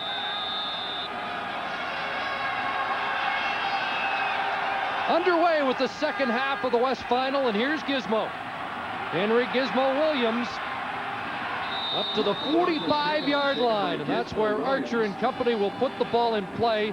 The 25-yard kickoff return. And one name we didn't call in the first half was Brian Wiggins, the hero a week ago, and that's somewhat surprising. Oh, that's very surprising. I mean, especially as you say, the heroics, what he did when he caught the football.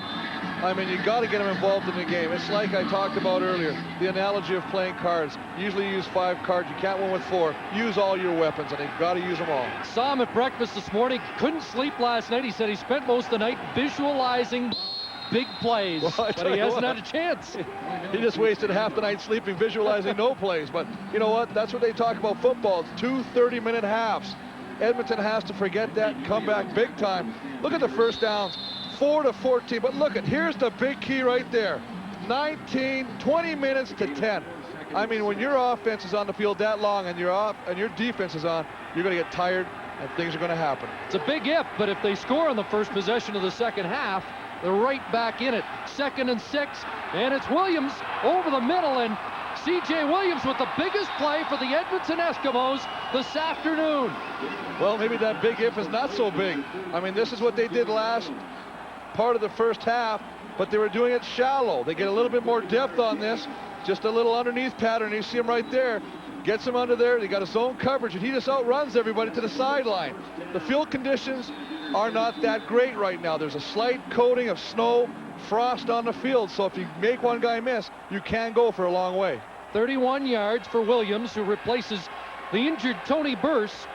He had over 820 yards from scrimmage this year as a running back, and now Archer rolled right into traffic, and Dowdell drops the ball. Archer was under pressure, did a good job of getting that ball away, and Dowdell can't squeeze it. Well, these are things that happened earlier in the game when Donnie Blair dropped a couple passes. You got to start catching footballs. Help your quarterback out. He's doing his part by avoiding the pressure. He knows he's going to get a hit, a shot in the back. He's getting the football to you. It's up to you. You're getting paid to catch the football, get something positive going. 2nd and 10 from the Calgary 32.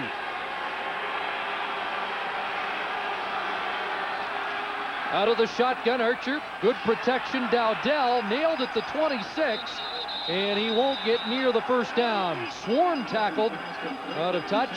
You know what, Chris? One of the things that I've noticed the whole game, and you just hit the key word, swarm. The first guy is tackling. The rest of Calgary's not standing around saying, I wonder if he's going to make the tackle, or he is going to make the tackle. They're all over there. 4 people on that play, making sure that the receiver, Dowdell, is brought down to the turf. So a field goal situation for Kay Stevenson. And this isn't a bad thing. I mean, they're getting points. This is positive right now. Kay has gone into halftime and say, you know what, we've got to make something positive happen early. This is positive early. And Sean Fleming to attempt a 33-yard field goal.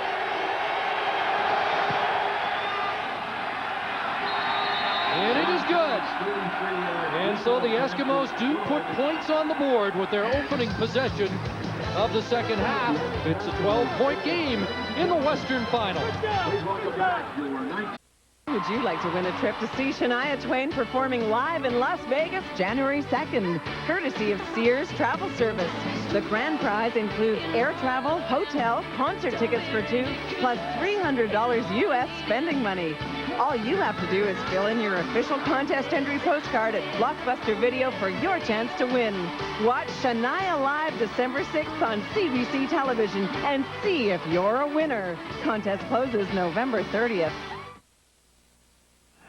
Edmonton with a field goal the first time they touched the football in the second half, and now Calgary will go to work, and Alan Pitts, what a horse in the first half. Oh, just some great catches, obviously climaxed by that big touchdown catch, but here, wide open, broken coverage by the Eskimos, and you better cover this guy. He just gets wide open. I mean, we always talked, we've hit on it about the height advantage, but Jeff is just on the money, so it's not even a matter of the height being a question. And Garcia goes to the air right away. Across the middle, it's Travis Moore.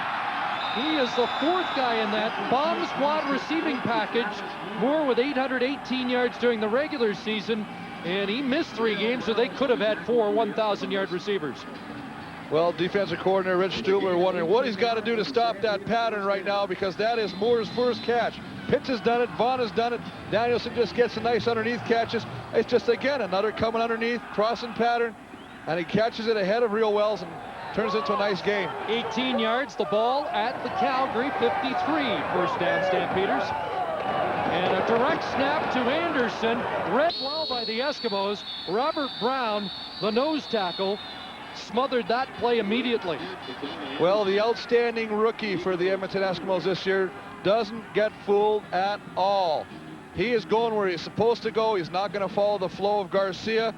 He just goes right in. You can see him right here. He's just going to get off the ball. Does a nice job of reading it right there, not getting fooled, staying with his assignment, making a big play. So it's second and close to 10. 3 receivers right side. And Garcia rolls to his right. Could take off and will. Jeff Garcia nailed at the 45, but he has the first down and bounces back after the hit by the veteran Donnie Wilson. If you're blocking for this guy, if you're on this team on Calgary right now, and you see your quarterback do this, watch him get the corner. Now he decides, you know what, I'm going to take off with the ball, tucks the ball away, here he goes. Now he doesn't slide. I'm going to tell you, he's got a linebacker mentality. You got to love this guy because he's selling out for your team, and you know the rest of the guys are picking up on that enthusiasm. 575 yards rushing during the regular season, gets 12 there. Kind of has that Matt Dunnigan mentality, doesn't he? Oh, big time. First down, play action. And Garcia looks outside for Dwayne Ford, the fullback. Doesn't usually get his number called much in a receiving package. Dwayne Stewart was step for step with the product out of the University of Western Ontario. Well, you know, Dwayne's just going to sneak out of the backfield right now. They figured exactly as you said. They've only thrown 5 balls to him all year. They figured they're not going to really pay much attention to him. Garcia unfortunately slips, though, as he's trying to set up right there. Throws his ball a little high in his attempt to get it to Dwayne Ford. So George Cortez has really spread the football around so far this afternoon. 2nd and 10 from the Eskimo 45. Garcia looking deep, wide open, more, but now Cavis Reed with the pick. 2nd interception of the game, and Cavis Reed taken down. And it's Jeff Garcia, the linebacker, well, with the tackle. I tell you, this guy, I'm going to go back and get some films from where he played high school and college, because I guarantee this is a throwback to the old days where you played offense. You never came off the field because you had to play defense. He just says, I made a bad throw. I hung it up in the air. I allow Cavis Reed to move on to the football. He makes a nice job. You can see he doesn't get everything he wants in that football because of Benny Goods. Throws it up. Cavis Reed just comes in front of the receiver. Does a nice job of catching it. But pressure is what caused it. Right now, watch Benny Goods. They're running a stunt. He comes to the outside. Tries to run over. Tries to use Garcia as a speed bump. Cavis Reed with his 3rd playoff interception. The Edmonton Eskimos are back in the football game. But again, this defense has been tough. Henry Newby, the linebacker. Well, what you got to like about the Calgary defense is their team speed. Yeah. They used to have big guys in there. Remember, they had Big Daddy Pope play in the middle. Great for run. Not so good on the pass coverage. But I tell you what, here's a guy. These guys got Henry Newby in the middle right now, taking over for the injured Anthony McClellan. These guys have just got incredible team speed from east to west. Henry Newby, a bad reminder of 1994 when he was with the BC Lions, and they provided the upset here. 2nd down, and Archer under pressure and finally down. Got back to close to the line of scrimmage. Jermaine Miles bringing Archer down, and he couldn't find anyone open downfield. Well, I'll tell you why he couldn't find anybody open, because the defensive backs of Calgary did an excellent job. Everybody was covered. He tried to look left, he tried to look right. He's looking for somebody. Please, somebody come open. But everybody is running with somebody. Cross middle patterns are covered. Downfield is covered. All he's got left as an option is to pull it down and try and get something positive. But a great job of coverage by the secondary of the Calgary Stampeders. We passed the 6-minute mark of the 3rd quarter. Marvin Coleman from the Calgary 20. Coleman springs it and lunges to the 38. An 18-yard return of a 43-yard Sean Fleming punt. There is a penalty marker down.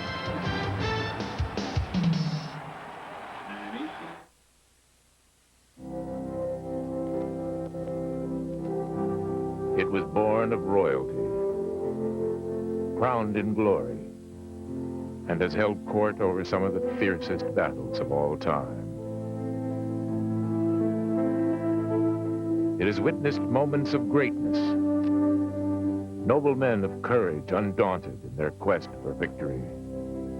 It is a living testament to the spirit of our game. David Archer and C.J. Williams conferring. David showing some frustration after this sack, and after not being able to find anybody open, looked like somebody ran the wrong pattern. Well, he is very upset with his receivers. He wants them to start getting open. This is a big game. He's doing whatever he can to try and hold on to ball as long as he can till they come open, but they're not getting open. 12-point game midway through the third quarter. Garcia goes back to the air, and he got crossed up with Terry Vaughn. And the ball thrown deep and incomplete. 2 of the last 3 Calgary series have ended with Garcia interceptions. You know what? They were doing so many things well in the first half. They were mixing it up. They were running the ball. We haven't seen Calvin Anderson touch the football in the second half. They had the short patterns. They were running some tosses, some sweeps. But the underneath pattern was their bread and butter. When he's gone deep lately, he's had problems, as you said, and he's thrown 2 big interceptions. Garcia led the CFL in touchdown passes this year with 28. There's Vince Danielson over the middle. And again, it's been a familiar refrain, over the middle. Over the middle. This is all they do, and until they can stop it, it's a situation where they catch the Edmonton defense picking guys up. Somebody doesn't run with them. He comes from the left to the right. He's coming to the bottom of your screen. He's wide open again. Running beside Will Pless. The guys are coming open. They've got to jam these guys or change up some of their coverage if you're going to do something to change it, because right now it's their bread and butter play. If you take that away, you have an opportunity to force them to do other things. Danielson with 20, and the ball at the Calgary 40-yard line. Here's Terry Vaughn, and Vaughn fumbled the ball, gets back on it, and the referee indicating the whistle had gone. It's a gain of 7 for Vaughn. Terry Vaughn looked like he was nicked in the first half, went to the dressing room prior to the rest of his teammates, but back in the offensive formation for the Stampeders. Well, big time. How would you like to beat Terry Vaughn? Look at Terry Vaughn. Here's a West All-Star this year, but look at who he's playing with. I mean, Alan Pitts, Vince Danielson, the outstanding Canadian in the Western Division this year. Travis Moore. They've got so many weapons. It's hard to get your due recognition. 2nd and 3. Anderson, the ball carrier, and he'll be short of the first down. Just got beyond the line of scrimmage, and you can see Donnie Wilson hanging on. 37 years of age. Don Wilson in another playoff war. 4-time All-Canadian. Well, and he just, he has such tremendous leadership qualities. He's seen it all. He's been with a number of very good organizations, and he brings a lot of playoff experience to the Edmonton Eskimos. They've always done well, and they have done this game as well, of stopping the run. What they got to do is work on stopping that middle pattern underneath where the Calgary Stampeders are having so much success against them. Chris, the Eskimos are 1 big play away from getting back in this football game. Martino to punt it away on 3rd down. Here's Gizmo. Henry Williams straight up the middle, and Alondra Johnson, that was like running into a brick wall. 12-yard return for the Giz after a 40-yard punt. 6:19 to go in the third quarter. Back at McMahon, 16-4 for the Stamps over the Eskimos in the West Final. Here's Bronzell Miller, defensive tackle for the Stampeders. Had his appendix out last Thursday. How are you feeling? I'm feeling good. And what about the Stamps today in your absence? What do you like about their performances? 27 yards rushing. That's all I care about. What about your ability to get back should Calgary make it to the Grey Cup? Would you be ready to go in a week's time? Should we make it? We're going to make it. But I'll be back. There you go, guys. All kinds of confidence on the part of Bronzell Miller. Here's Brian Wiggins trying to shake that confidence, and for the first time today, Archer to Wiggins, and a first down for Edmonton. It's hard to believe that Brunzell Miller makes his living as a public speaker. He just does so much. Very stoic in his answers.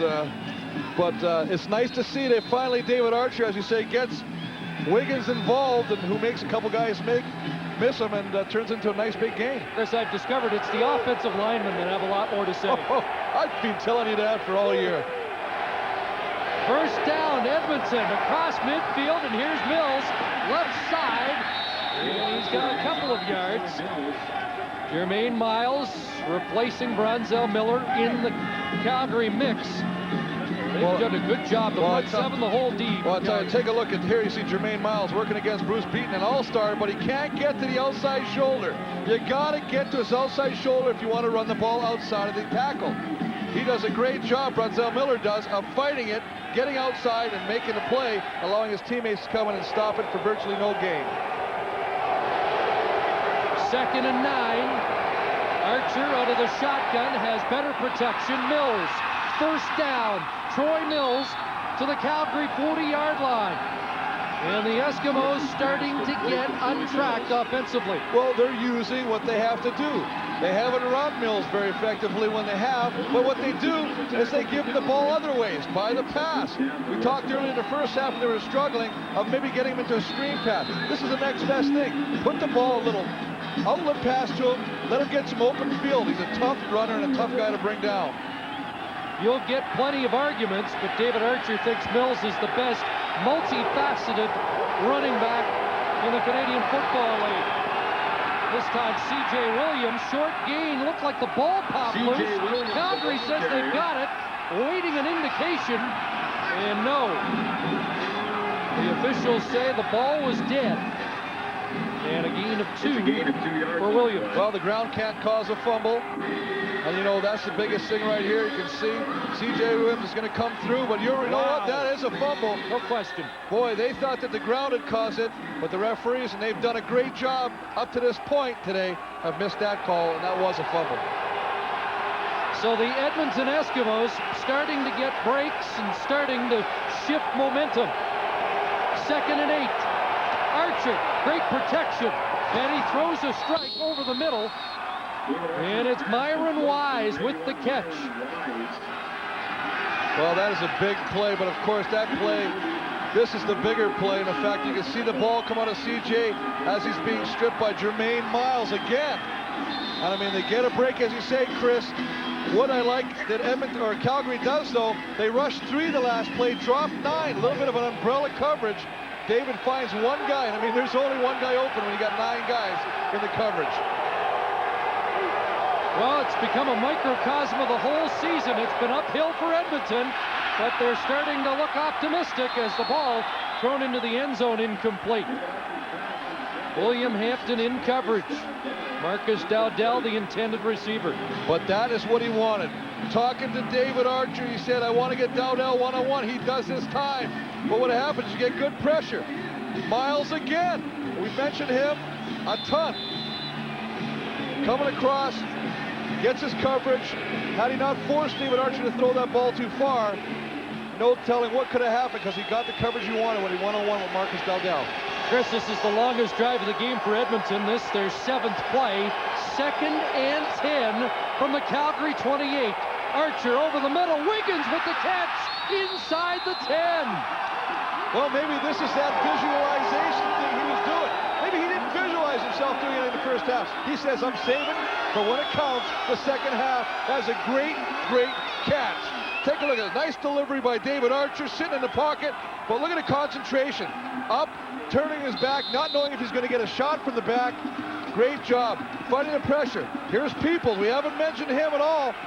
One of the first few times he's been around the quarterback. Thomas Rayham doing a great job on him most of the day. 21 yards for Wiggins. It's 1st and goal, Edmonton from the 8. Short drop, Archer into the end zone. Incomplete. Again, Dowdell, the intended receiver. And I like what he's doing. He says, you know what, I'm going to mix it up a little bit, which is what you want to do. You want to stay with one guy. He likes Dowdell. Every game that these two guys have played, Dowdell has been Archer's favorite receiver.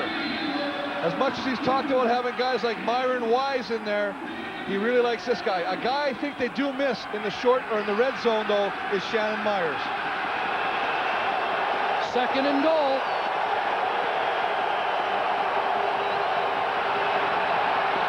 Archer, Dowdell, and he can't bring it off his shoe tops. 3rd down. Well, I tell you what, this ball is thrown low, but it does touch his hands. And as the old great Tommy Joe Coffey said, if you touch it with your hands, you better be able to catch the football. He catches this football, he walks into the end zone. They got to start taking advantage. That's the best drive that Edmonton's had today, albeit aided by a penalty, but they're doing a great job of moving it. Dowdell wide open. And with 1:20 remaining in the 3rd quarter, Sean Fleming will try to kick Edmonton a little closer. 15-yard field goal. And Fleming puts it through. So it's a 9-point game in the Western Final with over a quarter to play. And that's just a touchdown and a field goal. Let's go down to Scott Russell. Well, guys, just talking to Dr. David Reed of the Eskimos medical staff, and fullback Troy Mills has bruised ribs. He took a hit. Also, a couple of series ago, you noticed he slipped on a reception, and so the field and its ability to not be slippery is coming into play here. So Troy Mills has bruised ribs, and that might be a factor. Well, he's a critical guy in the Eskimos' offensive set. See if Mills comes back and can continue to be effective. From the 35, Calgary will start. Out of the backfield, Kelvin Anderson cuts back, drilled, but gets to the 40 and close to a 1st down. Well, Benny Good just comes off from his defensive tackle position and just cranks him. I mean, this is what you call intensity in football. We're trying to do anything you can. But the nice thing about it is, Garcia is using Anderson as his outlet pass. Anderson will stay in there looking for the blitz. Nothing comes. He leaks to the flats. Nice job of getting the ball to him. Nice job of Benny Goods coming over from his tackle position to make the play. This guy's 5'8", 205. Anderson's durable. He has not missed a game in 3 years out of the Calgary backfield. And Anderson wrapped up there and thrown down by Don Wilson in his 15th year. Donnie Wilson limits that gain to just a couple. And the nice job that Edmonton has done is they've put him in a 2nd and long situation. I mean, the pass protection, you're going to see them bringing everybody right now. The ground is a little bit slippery, as you can see right now. They're trying to run some stuff inside. McCready and Benny Goods, the offensive line, doing a good job of switching it off, allowing Garcia that time. At the 47, it's 2nd and 8 for the Stampeders. Garcia with pressure on, throws a strike complete to Travis Moore. His 2nd catch of the game, and it's a big 1st down for Calgary. You could feel the momentum in the green and gold's favor, and now Wally Buono's team has the football and they're moving as the 3rd quarter draws to a close. Well, I tell you what, Chris, we're talking about veteran, we're talking about experience. This is what it is. Moore knowing exactly where he has to go to get the 1st down. Nice throw, nice catch. They keep the drive alive. 15 minutes left.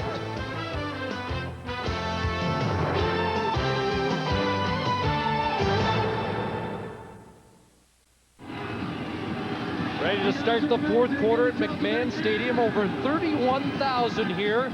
They're starting to hold their breath a bit. Jeff Garcia trying to lead his Stampeders to the Grey Cup game.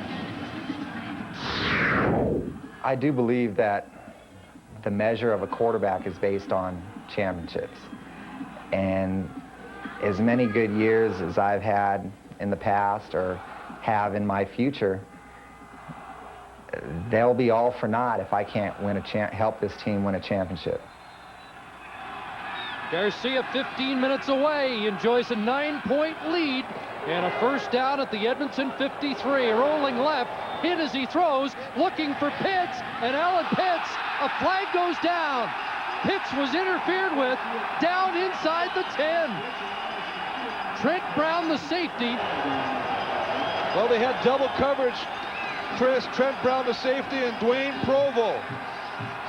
Or make that real well. So they have coverage on him, a little bit too tight. The ball is thrown. The difference between this throw and the previous two that went deep that were picked off is he threw the ball past him. As you can see, Trent Brown kind of grabbed him a little bit. Edmonton number 28, first down. And no question about the call. He was tackling Pitts before the ball arrived. But my point being that Garcia threw the ball farther this time than letting it float underneath last time and allowing Edmonton to pick off the previous two long passes. This time he put it deep, results in interference.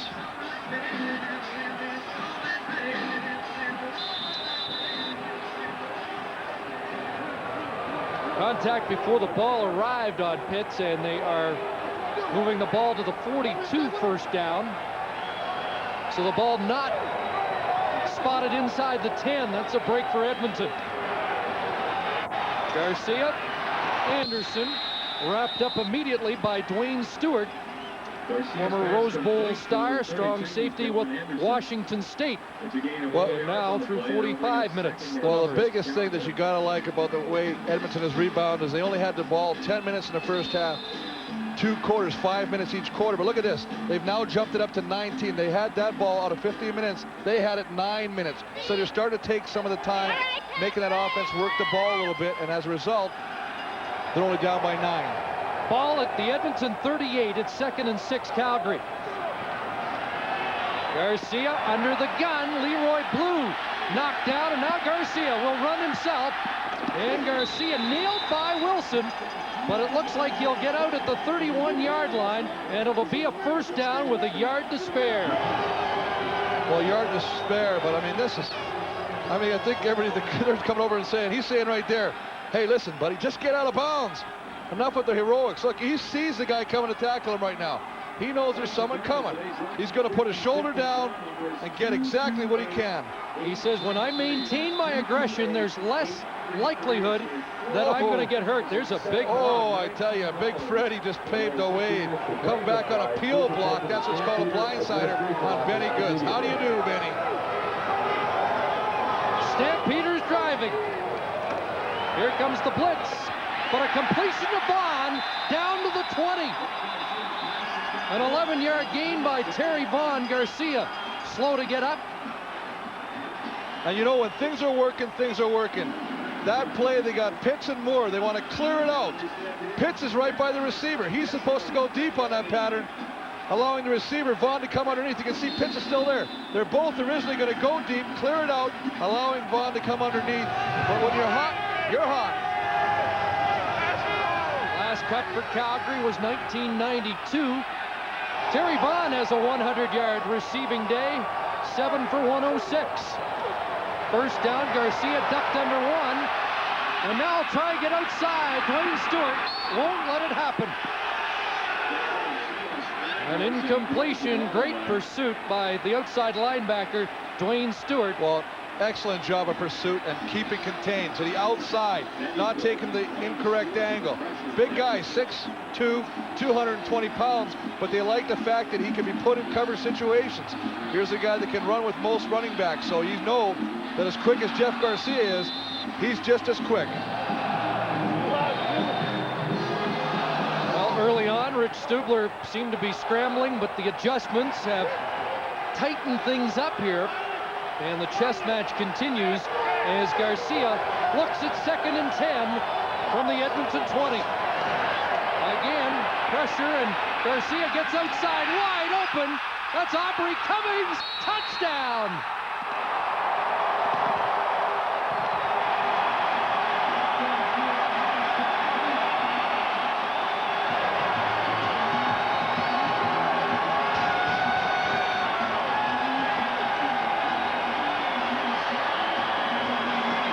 Cummings, the rookie, had a touchdown in the regular season, and that's his first of the postseason. Well, I tell you what, there's another breakdown. We just showed Rich Stubler before talking about how he's getting a little bit happier with what they're doing defensively, but look at this. I mean, Garcia scrambles to the outside. Nobody is around him. Aubrey Cummings is wide open, makes a nice move on Dwayne Provo, runs into the end zone. The rookie from Acadia with the biggest catch of his CFL career. He was a Heck Creighton nominee with Acadia. He's quite a character. How many rookies in the CFL become the player rep? He's a leader in his first year. And he's a big-time player right now for the Stamps. Well, a deflating moment at the Edmonton Eskimos bench. They looked like they had the momentum till Aubrey Cummings caps a 7-play Calgary drive. Well, the thing that killed him in the first half in the play, the touchdown pass to Pitts, they bring 5 defensive linemen in again. Anytime you're bringing in this many defensive linemen, you're taking out a defensive back or a linebacker. They break down in coverage. Both guys go to the out pattern. Nobody picks up Aubrey Cummings. He makes the catch. Provo realizes that, tries to come back, make the play on it, makes a move, touchdown. But you know what? That's twice they've gone with that 5-man defensive line stunt, and it just has really come back to haunt them. Check that, the drive was 9 yards, 75, or 9 plays, 75 yards. Remember, Jeff Garcia scrambling for first down.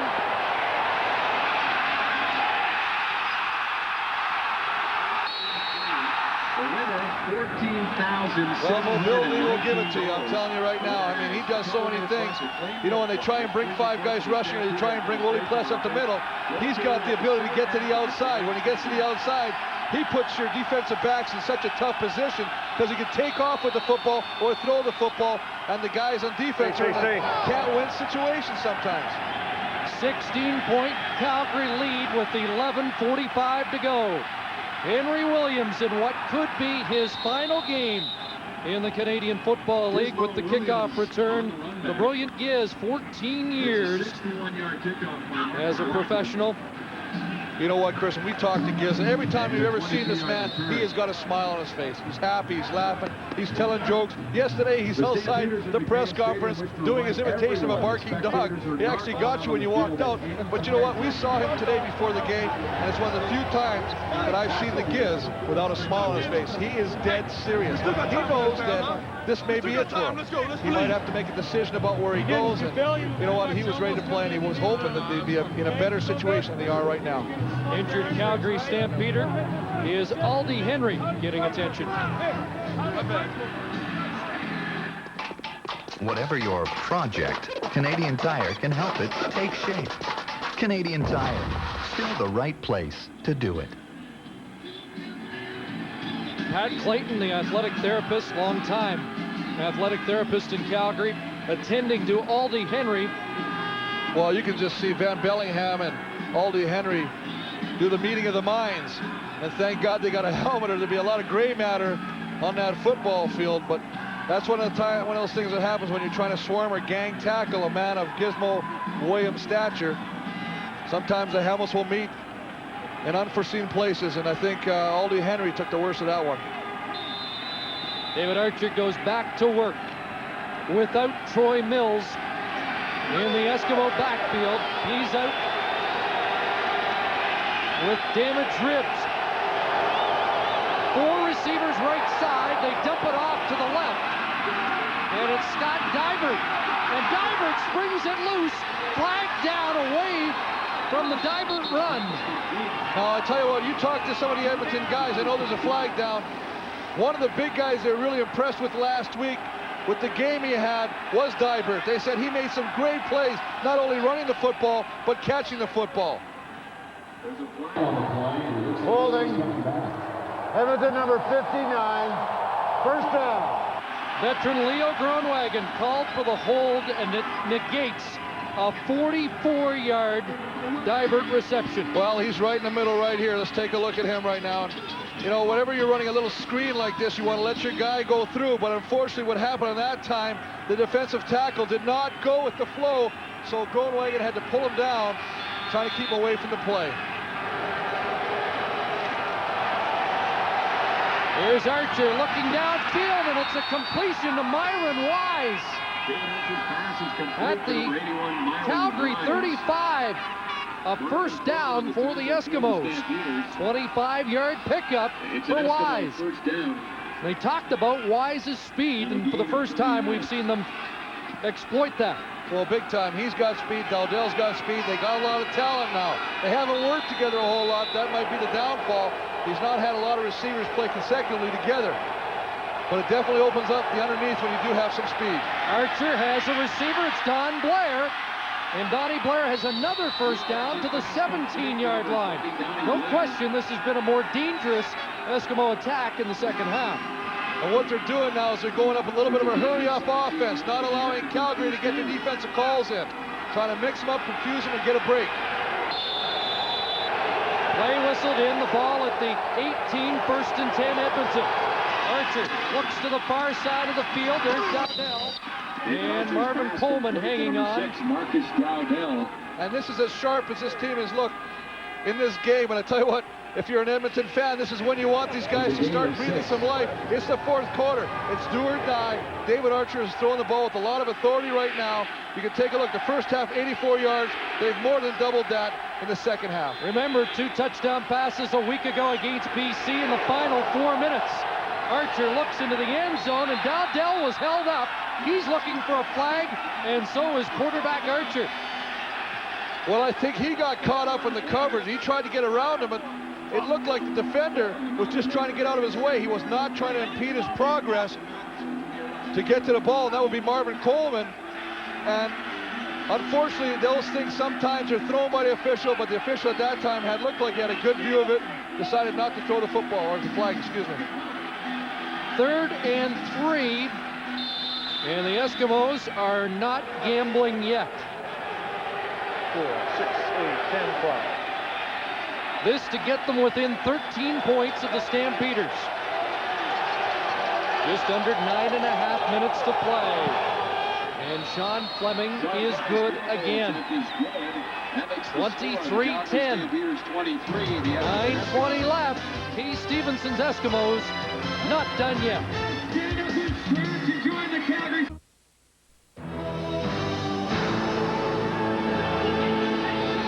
One Grey Cup finalist is set. Congratulations to Ron Lancaster and the Hamilton Tiger Cats, headed to Winnipeg to face either the Calgary Stampeders or the Edmonton Eskimos.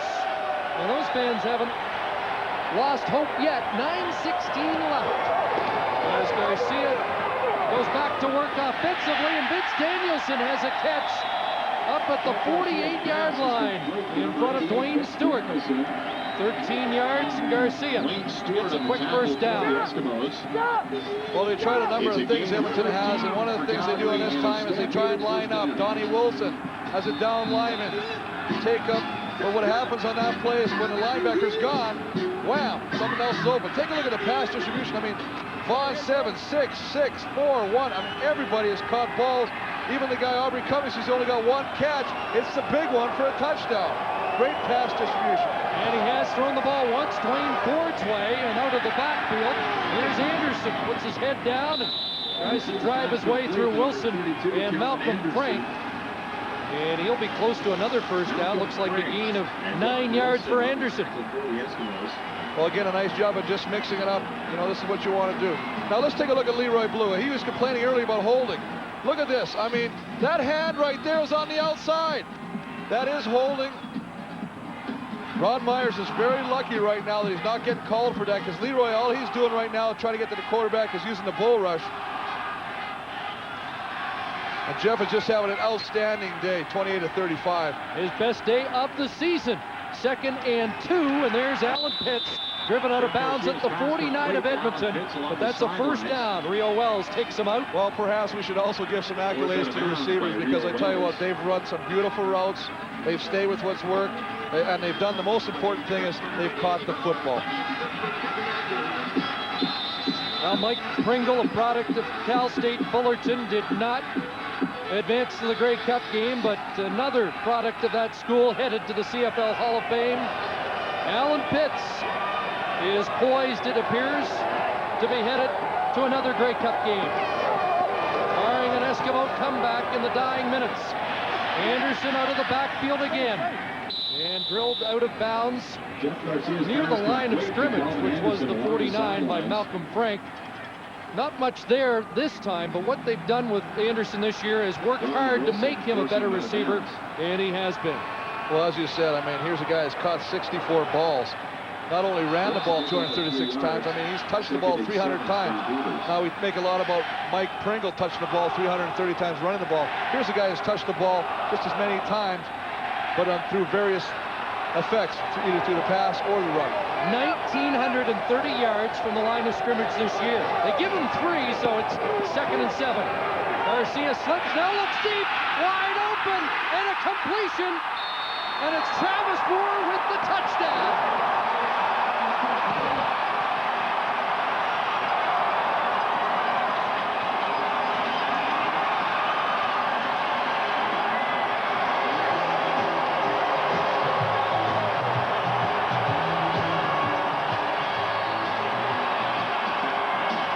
Tell you what, Chris, boy, as the Stampeders are starting to really celebrate, knowing they're only 6:36 away from going to Winnipeg for the Grey Cup.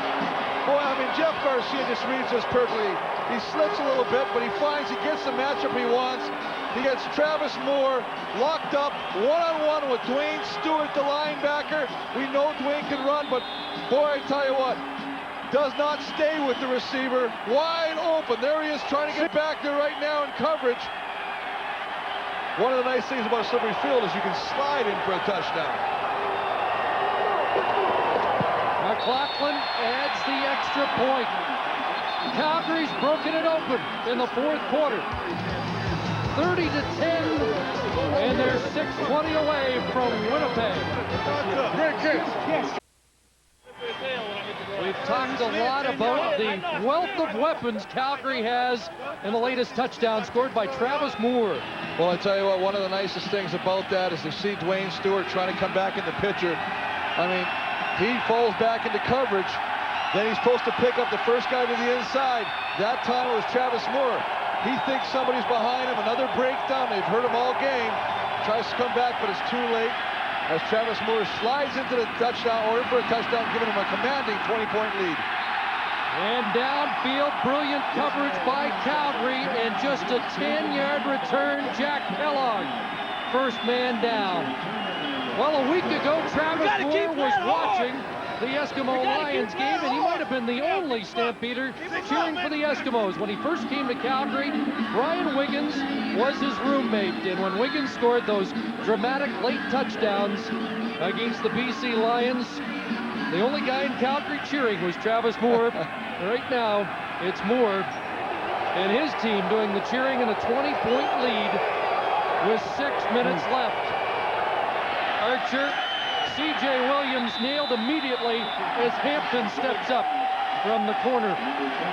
Well, maybe Travis Moore can send some of that Grey Cup money he's going to get, whether he wins or loses, back over to Wiggins and pay that roommate bill he still owes, that outstanding bill from watching cable to the wee hours of the morning. But there's a lot of bewildered look, and this is where the Edmonton guys, they start wondering, what do we got to do? Because if we don't score right now on this drive with 6 minutes left, it's over. Archer's pass short of Marcus Dowdell, and it's 3rd down and 8 yards to go. Then again, William Hampton, the young guy, playing tough on the corner. Well, he just is, and we talked all day about his thumb, and he's thrown the ball pretty good, so we're not even going to use that as an excuse. This is one of the balls that Archer has thrown, though he would definitely like back. He did not get everything on it, threw it low, crucial time. Just a tough day, not only for Dave, but for the whole Edmonton organization. Late in the 3rd quarter, they gave you the feeling that they were poised to mount the comeback. But so often in the past, the Stamps have been haunted by 4th quarter collapses. Apparently not today. There's Coleman covering a ball he bobbled. That's right, guys. Aubrey Cummings and Travis Moore with touchdown receptions in this 4th quarter. Take it home, baby. Closed captioning for this program brought to you by Crown Royal. When you think of the ultimate whiskey, think Crown Royal. Jeff Garcia picked a pretty good day for his best outing of the year. 429 yards passing, 3 touchdowns. Had a couple of interceptions, but has bounced back from those here in the fourth quarter. And like we talked about earlier, he was only throwing the ball at a 50% completion rate at the 3 previous games. He's well into the 70% completion rate today. What a way to build going into the Grey Cup next week. 5 minutes left. And the ball on the Calgary 42. Well, they've had great field position all day, haven't they? Garcia throws short and behind Terry Vaughn. Well, this is what Edmonton's defense is known for before. Every time the quarterback gets out, the linebacker to that side, he's not in coverage, must be able to come and force Jeff to get rid of the football. They haven't done that all game. They've been caught in between, in twinks coverage and twinks coming in. And as a result, they've got burned big time on the underneath patterns. Derek McCready, who played such a huge role defensively in the '96 Grey Cup game for Edmonton. 2nd and 10, and Garcia almost threw his 3rd interception of the day. Nearly picked off by safety Trent Brown, who comes up limping. And you know the thing that really amazes me now, we got 4 minutes and 30 seconds. They have a 20-point lead. What does Calgary do? They come out and they continue to throw the football. At this point in time, I'm thinking, let's run the ball, let's eat up the clock, let's do what we have to do to get back to the locker room, get to the champagne, celebrate. There's Bob Garcia. Back to Winnipeg. Going back to Winnipeg. Jeff's dad, Bruce Covington, former Stampeder. His career cut short by a shoulder injury. Jeff's mom and dad are here, and he was happy to mention yesterday that most of Gilroy, California would be watching on satellite today. And what a show he's put on for them. Well, if he doesn't have a street name for him before the game, and I don't know how big Gilroy is, he probably does. Still 3rd down. I know he's got a restaurant named for him in Calgary, which just opened a couple of weeks ago. And if the tamales are as hot as Jeff Garcia's been today, it is a place we may have to visit. Well, definitely, but hey, let's talk about something else here. There was a big quarterback controversy during the year. You know that. They were talking about Dickinson, Garcia. Who do we keep? Who do we let go? I think you got to look at saying, hey, you got to do whatever you can as an organization in Calgary to keep Jeff Garcia under wraps. Martino punts it away. Gizmo Williams, how many more returns in his CFL career? Trying to get to the corner, and again, they're not allowing it. This time, Dave Van Bellingham closed the door. And just a 5-yard return of a 48-yard booming punt by Martino. Well, Jeff Garcia's definitely, we talked about him.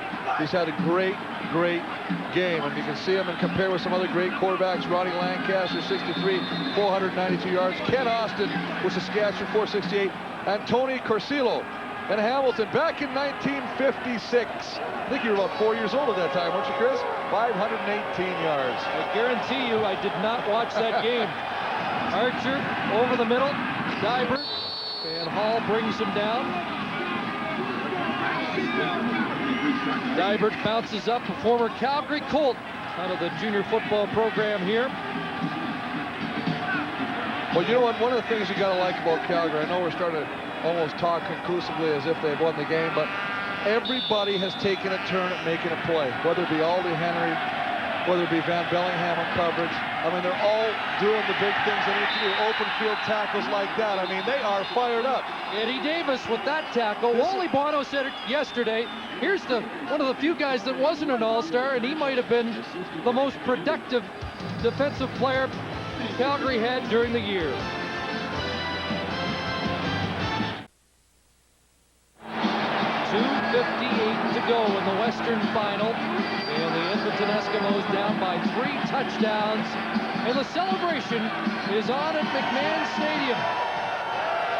Well, I tell you what, Chris, one of the things you gotta love, anytime you go into football season, you always say, what will be the dream matchup? The top team in the East versus the top team in the West, as far as how they finish in the standings. And I tell you what, we're very close to having that happen with Hamilton, who just had an electrifying win with a 54-yard field goal with Ozzie. Congratulations to that big guy. Playing, looks like, the Calgary Stampeders. Looks like it even more now. The 3rd down gamble by the Eskimos. goes for knots, and Shante Peoples and the Calgary defense heads off the field celebrating. You know, you talk about Shante Peoples. He was with Winnipeg. He came back from the NFL. Said he'd always wanted to play in Winnipeg. Came back for a little bit, asked to be released. Signed 2 days later at Calgary. Find out the real reason. He said, I want to go to the playoffs. I'm going to try the NFL next year, but I want to go to the Cup. He's going to get that opportunity. Taking the ball over on downs, and Garcia throws over the middle. There's Pitts looking for more. And he's down to the 16-yard line. No let-up in this Calgary offensive barrage. 14 more for Pitts. No, we've talked time and time again about the fact that they don't use the running game anymore. They're just making a point right now. They are throwing the ball so effectively. They've totally abandoned the run game, and I would have thought they'd let Dwayne Ford carry the football, give Calvin Anderson a few more carries, and they probably do it now, but they want to start eating the clock. Here's Anderson. And he shakes off one tackle at the 12. Any Goods will help him up. Well, they've done it a number of ways when it comes to beating the Edmonton Eskimos. The last time these two teams met in the regular season, Garcia only threw 19 balls. Calvin Anderson had the big day where he rushed for 175 yards. This game, totally the opposite. Calvin has had many yards on the ground, but Garcia's just had a phenomenal passing game throwing the football. 2nd and 7. Garcia threw it outside, and that ball falls short and skips by Travis Moore, bringing up 3rd down. The Edmonton Eskimos, 27 consecutive years in the playoffs, but this has been as rough a season as they've had in northern Alberta.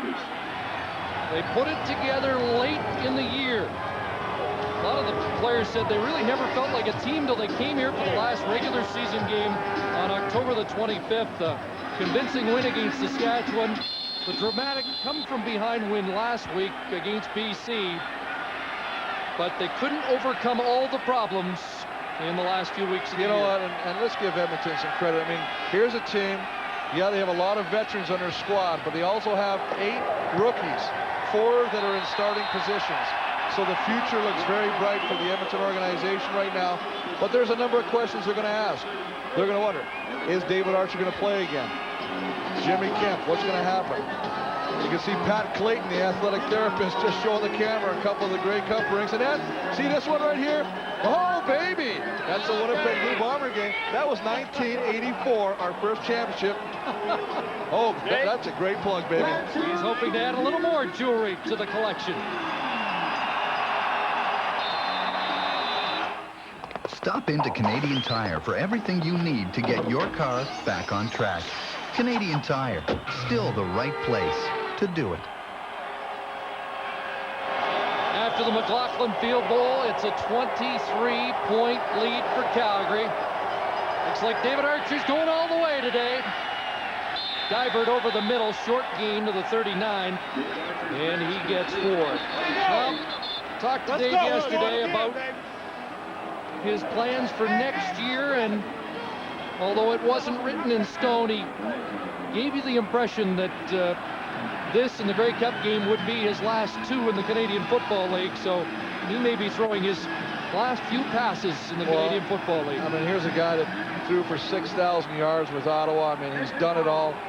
He's played in a number of teams in the league, loves the CFL, great ambassador of the game. Did a heck of a job as an analyst for us last year. I mean, but he still felt like he had football in his blood. He wanted to get it out of the system. But, you know, now he says it's done. Now he wants to spend some more, go another route, spend more time with his family. He really does hate being apart from his family. It was this game and the Grey Cup game that really pulled him back into the trenches. It was a penalty to Shaheen for holding, and now they go back to Divert, who's been the workhorse in the late going with under 2 minutes to go. 12-yard gain there. Well, I tell you what, they're going to take some positives out of this, and I think even though this kid Divert is coming in at the later stages of the game, I really like the way Scott Divert runs when he gets the football. He puts the shoulder down. He just keeps going. He says, you know what, it's my first year in the league, but I want to be here for a long time to come. David Archer in What could be his last series in the league. Looks over the middle and has a receiver, and it's jarred loose, and Calgary's got it. Myron Wise, and now they're saying, yes, it is a fumble, a Wise catch, and Calgary's got the football, and now Henry Newby and Leo Groenwagen. Well, I'll tell you what, Chris, Greg Frères is part of Myron Wise's rib cage right now. He's a piece of cartilage. This is a great hit. I mean, here's a guy that's been traded from a few teams, one for a reported roll of tape, and he has just come up and made the biggest stick of the day. Great hit. And I tell you what, we talk when things go right, and they've done it all. Special teams containing the gives, offense throwing the football, and defense just smothering the Edmonton offense.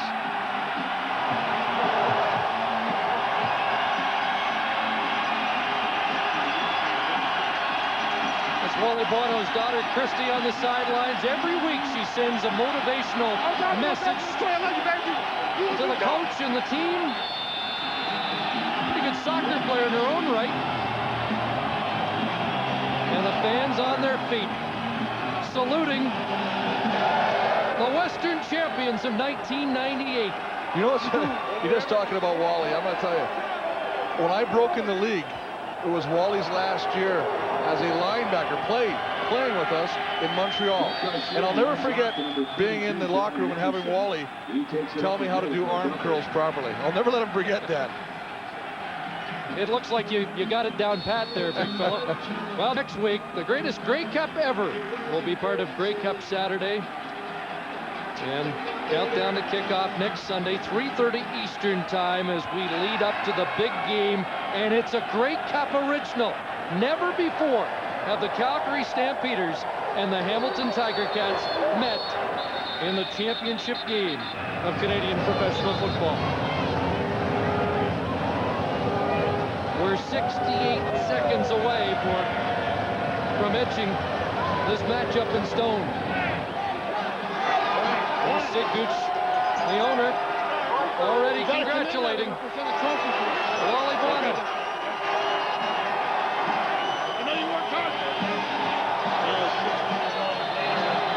What the hell's money? You can't buy this. Terrific moment on that sideline, and Brian Wiggins, the disappointment on the other side, flew his dad in from Phoenix to watch today. His brother was part of the Saskatchewan Roughriders 1989 Grey Cup victory. There's Kelvin Anderson again on the ground. And good job, Connie. That's long here, huh? Good job, man. Good job. Good job, guys. You know, Wally fielded every question about the disappointments, the Atlanta Braves of the 90s in the Canadian Football League this week, and he was undaunted. He felt strong about the chemistry of this team, the talent of the team, and Jeff Garcia said that there's more confidence and a more relaxed atmosphere from the coaching staff right down to the players on this team than any he's been a part of. Well, I really think that is a really true statement. I mean, you can see it in the players. In previous years, they were tense, as the coaching staff was. This year, they've had a relaxed attitude, and coming in today's game with the biggest game, as you see, Alondra Johnson celebrating, Miles celebrating with Anderson. This is a big thing. And I got to tell you what, Chris, being in a situation before, this game was the most emotional game before going to the Cup. This was bigger than the Cup, actually, because this is the one you want to get to the Cup. The Cup was almost anticlimactic in some parts. And now Garcia content to just put a knee down one more time, and it's in the books. What a day for Jeff Garcia. Closing it out to 448 passing yards, 3 touchdowns.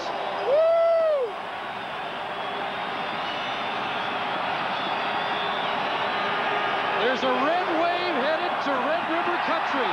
It's Calgary and Hamilton in the 1998 Grey Cup.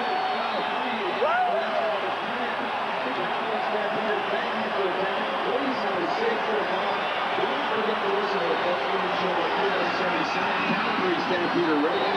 And don't forget to watch the Grey Cup game next Sunday in Winnipeg. The Calgary Stampeders will take on the Hamilton Tiger Cats for the championship.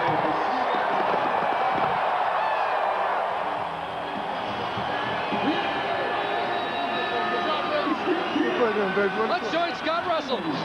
Right, Chris, and here's Jeff Garcia, the man that engineered this victory, 33-10 by the Stamps for going to the Grey Cup, finally a postseason win. Tell us about it.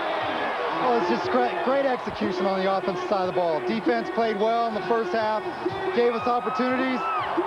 We just kept hitting the under routes because of the slick footing, and it was opening up some big plays for us.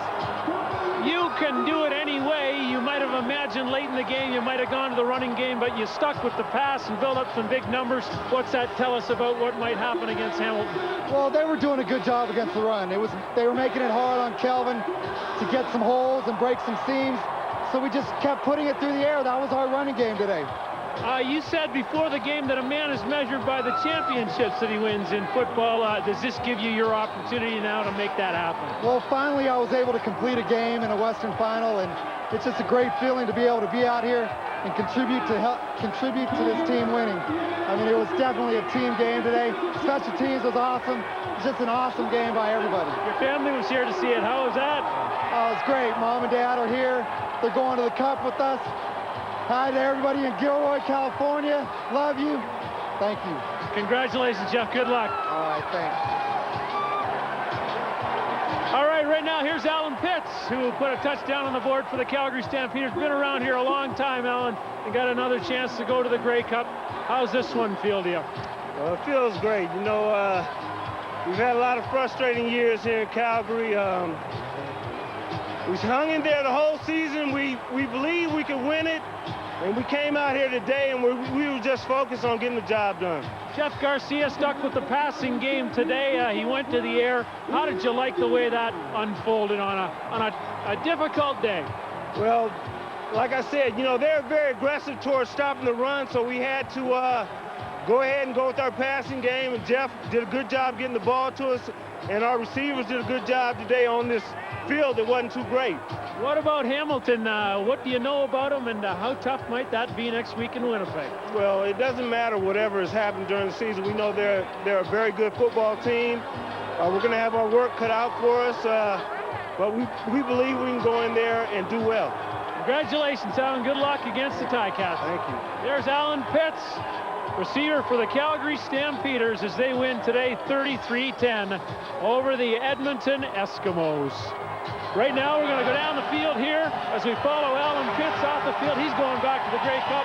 And here's number 51 of the Calgary Stampeders, Alondra Johnson, going to the Grey Cup. How's that feel? Feels great. It's a wonderful feeling. I can't even, it's hard to even describe. My emotions is taking over, you know. We go in there to do one thing, and that's to win it. Looked like Edmonton was going to mount a bit of a comeback in the third quarter, but you guys shut them down. What was the key to do that, Alondra? Well, we got after them. Our D-line did an excellent job tonight, getting pressure on, getting their hands up. That's what made a difference. Our front seven did our job tonight, and that's why we won this thing today. Everybody's talking about the fact that this Stampeder Football Club is a happy and together group. Do you buy that, and why is that? I think it is because we've been through so much in life. Wally kept this group together for so long. He kept a lot of the guys, the same guys. He was in the Grey Cup in 92, 95. It's all about the unity, and that's what it's all about. If you want to be a champion, you got to have unity. You got to believe in one another. Way to go, Alondra. Go back and celebrate. Congratulations. Yeah, baby. Alondra Johnson of the Calgary Stampeders. Let's go upstairs to Chris and Chris, fellas. Well, a poignant moment with Alondra Johnson, who, when he suffered a loss in the 97 Western Final, really let off some steam in the dressing room, said, I don't know if I want to be here anymore, but he's been the heart and soul of this team for almost a decade. You two guys have enjoyed these moments, winning a conference championship. Just reflect on what Calgary's going through right now. Oh, it's just the ultimate and high, and I'm sure Danny will echo those sentiments. You go back, it's almost one of disbelief. Not that you're not there, but it's finally here. You finally achieved your dream. You've talked about it. You've worked at it since 2 days in training camp where you beat each other up, except for the quarterbacks, of course. They're treated pretty good. But, I mean, I just remember it being such a thrill and such a magical moment. Exactly right. Again, Alondra said it well. You're full of emotions right now, and you really don't know what to say. And to do it at home, you know, what a tremendous feeling in front of your home crowd and everything. So I know those guys in that locker room right now are feeling really good about themselves. Yeah, Danny, you've gone through some of the tough times here, too. And how much baggage did Calgary take into the game and get rid of today? Well, I know they took a lot into it. You know, there's talk around town if Wally doesn't win the game, he should be gone. All of that type of stuff. You know, some people on the bandwagon with that. Again, they got rid of everything today. They've unloaded a huge monkey off their back to win a Western final against Edmonton at home. And now let's see what they can do and go into and play Hamilton in Winnipeg. It'll be a good football game. You know what I like, Chris, is they talk about the fact that there was a lot of chemistry right now. Well, if there's a lot of chemistry before, there's a whole lot of love in that room right now. Okay, let's go back to the field, and Scott has Brian Wiggins. Yeah, the Battle of Alberta always has some casualties, and this side, Brian Wiggins not on the winning side. How's it feel, this loss? In a way, they dominated your team. Obviously, it hurts. You know, nobody wants to come in here and perform like we performed today. It's really hard to put into words because everybody's kind of wanting to go to the Cup. We want to turn around a dismal season, but it just didn't happen today. And I guess it's kind of a reflection on how things were going for us all season. But hey, we're grown men. Got to stand up and dust ourselves off and move on. You were so keyed up because of that comeback victory against the BC Lions. Is there anything to say that maybe the team was too high coming into this game, too keyed up? I don't think that was the case. I think that Calgary just had a good game plan.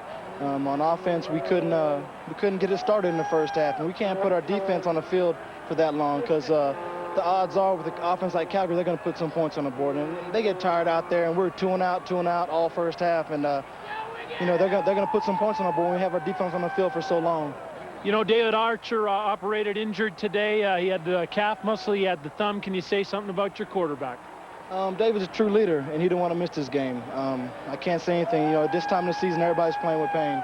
And he's our leader, so he went to bat for us. And if his thumb was hurt, his calf was hurt, his Achilles was hurt too. And he gave it his all, and we can't ask for any more. Brian, thanks for this, and congratulations on what you've done this season. Thank you. There's Brian Wiggins of the Edmonton Eskimos, and congratulations from Coach Wally Bono of the Calgary Stampeders. And Wally's just a few words here to Brian, a few words for the country. Wally, you know, there was some talk about mystique in this Edmonton-Calgary thing. How did you deal with that? And obviously, you love the result.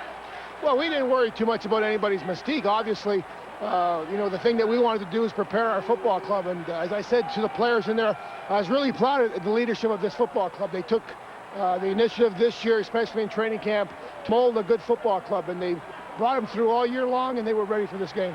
Jeff Garcia, he threw the football so well. He proved that he can have the big game. Tell us about Jeff's performance in your eyes. Well, again, Jeff is a proven winner. You know, whatever happens in other games, it makes no difference to us.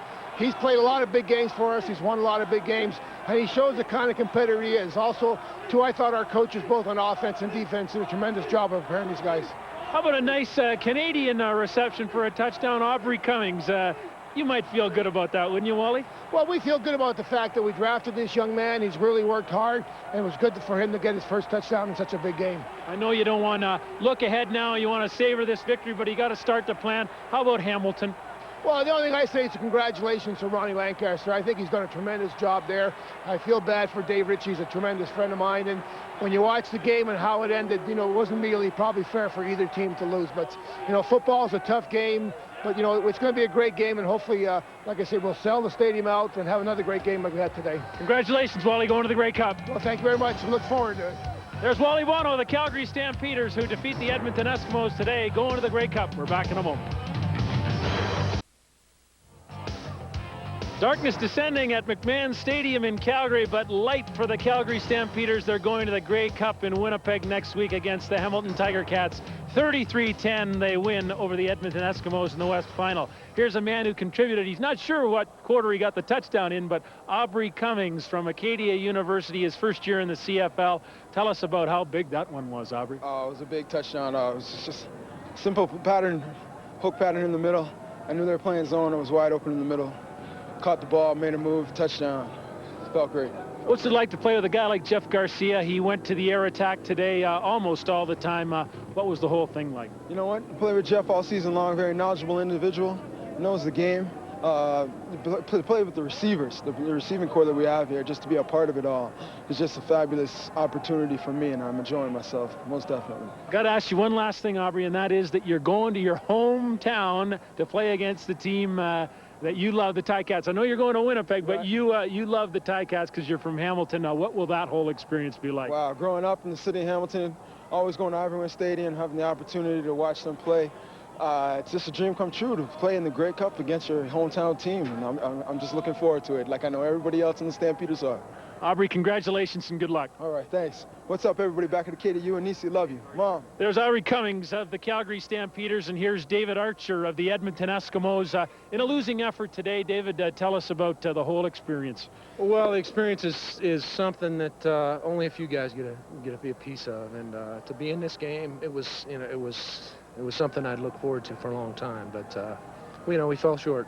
Do you feel you were operating at anything close to 100% with the thumb and then the calf muscle later on? Well, it was tough. The thumb. I shot the thumb up before the game, but I could still feel it. And then, unfortunately, my Achilles tendon had been bothering me, and I shot that up, and the calf pulled on me. I don't know what the deal was there, but this was an opportunity that doesn't come around very often, and I had to be on the field. It was something that I'd looked forward to for a long time, and it was an honor to play with this organization and with the guys in that locker room, because I've always wanted to play with the Benny Goods and people like that, Willie Plus, Malvin Hunter, all those guys. Willie, we fell short today. And a better team. Calgary's a tremendous ball club.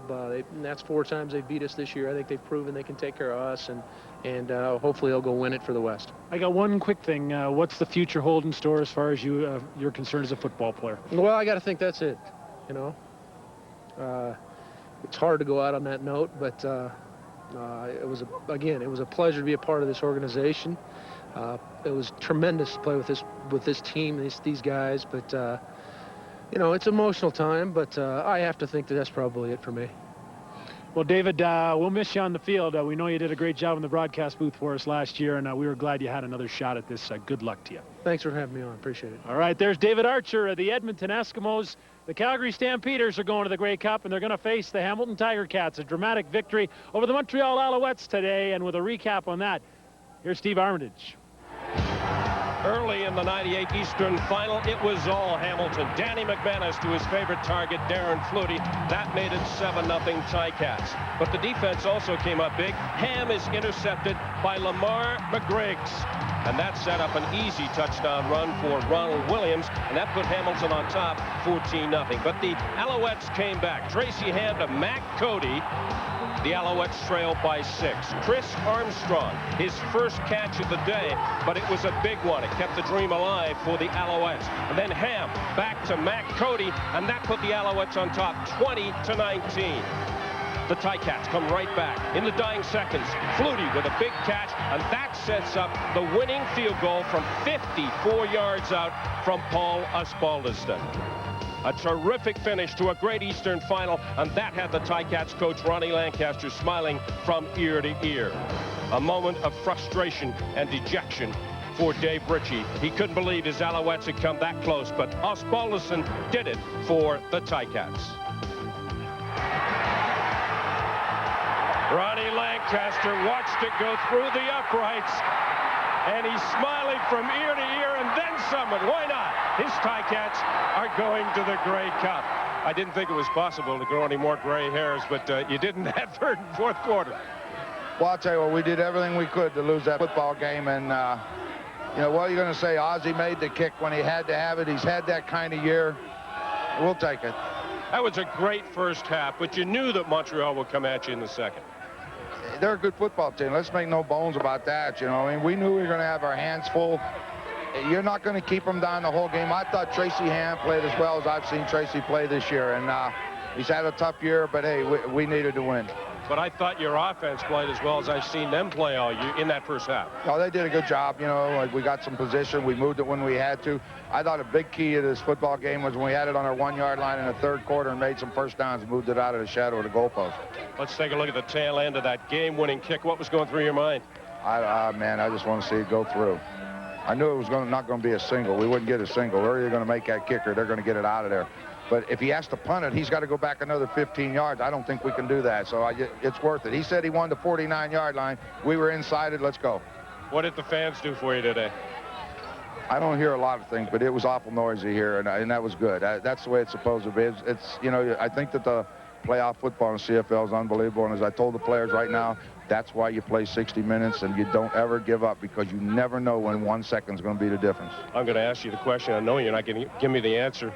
You want Calgary or Edmonton? I could care less. I'm going to try to enjoy this one. Well, you earned it, sir. You bet. Congratulations on a great victory. The Hamilton Ticats go to the Grey Cup along with their head coach, Ron Lancaster, with a thriller 22-20 over the Montreal Alouettes here at Ivor Wynne. Grey Cup champions in 1948, 1971, and 1992. Who knows what the future holds in store for the Stamps next week. Grey Cup Saturday from Winnipeg. Brian Williams hosts the day. It begins Saturday at 1 Eastern. Then it's countdown to kickoff next Sunday at 3:30 Eastern to the 86th Grey Cup Championship. It'll be the Calgary Stampeders and the Hamilton Tiger Cats. So long from Alberta.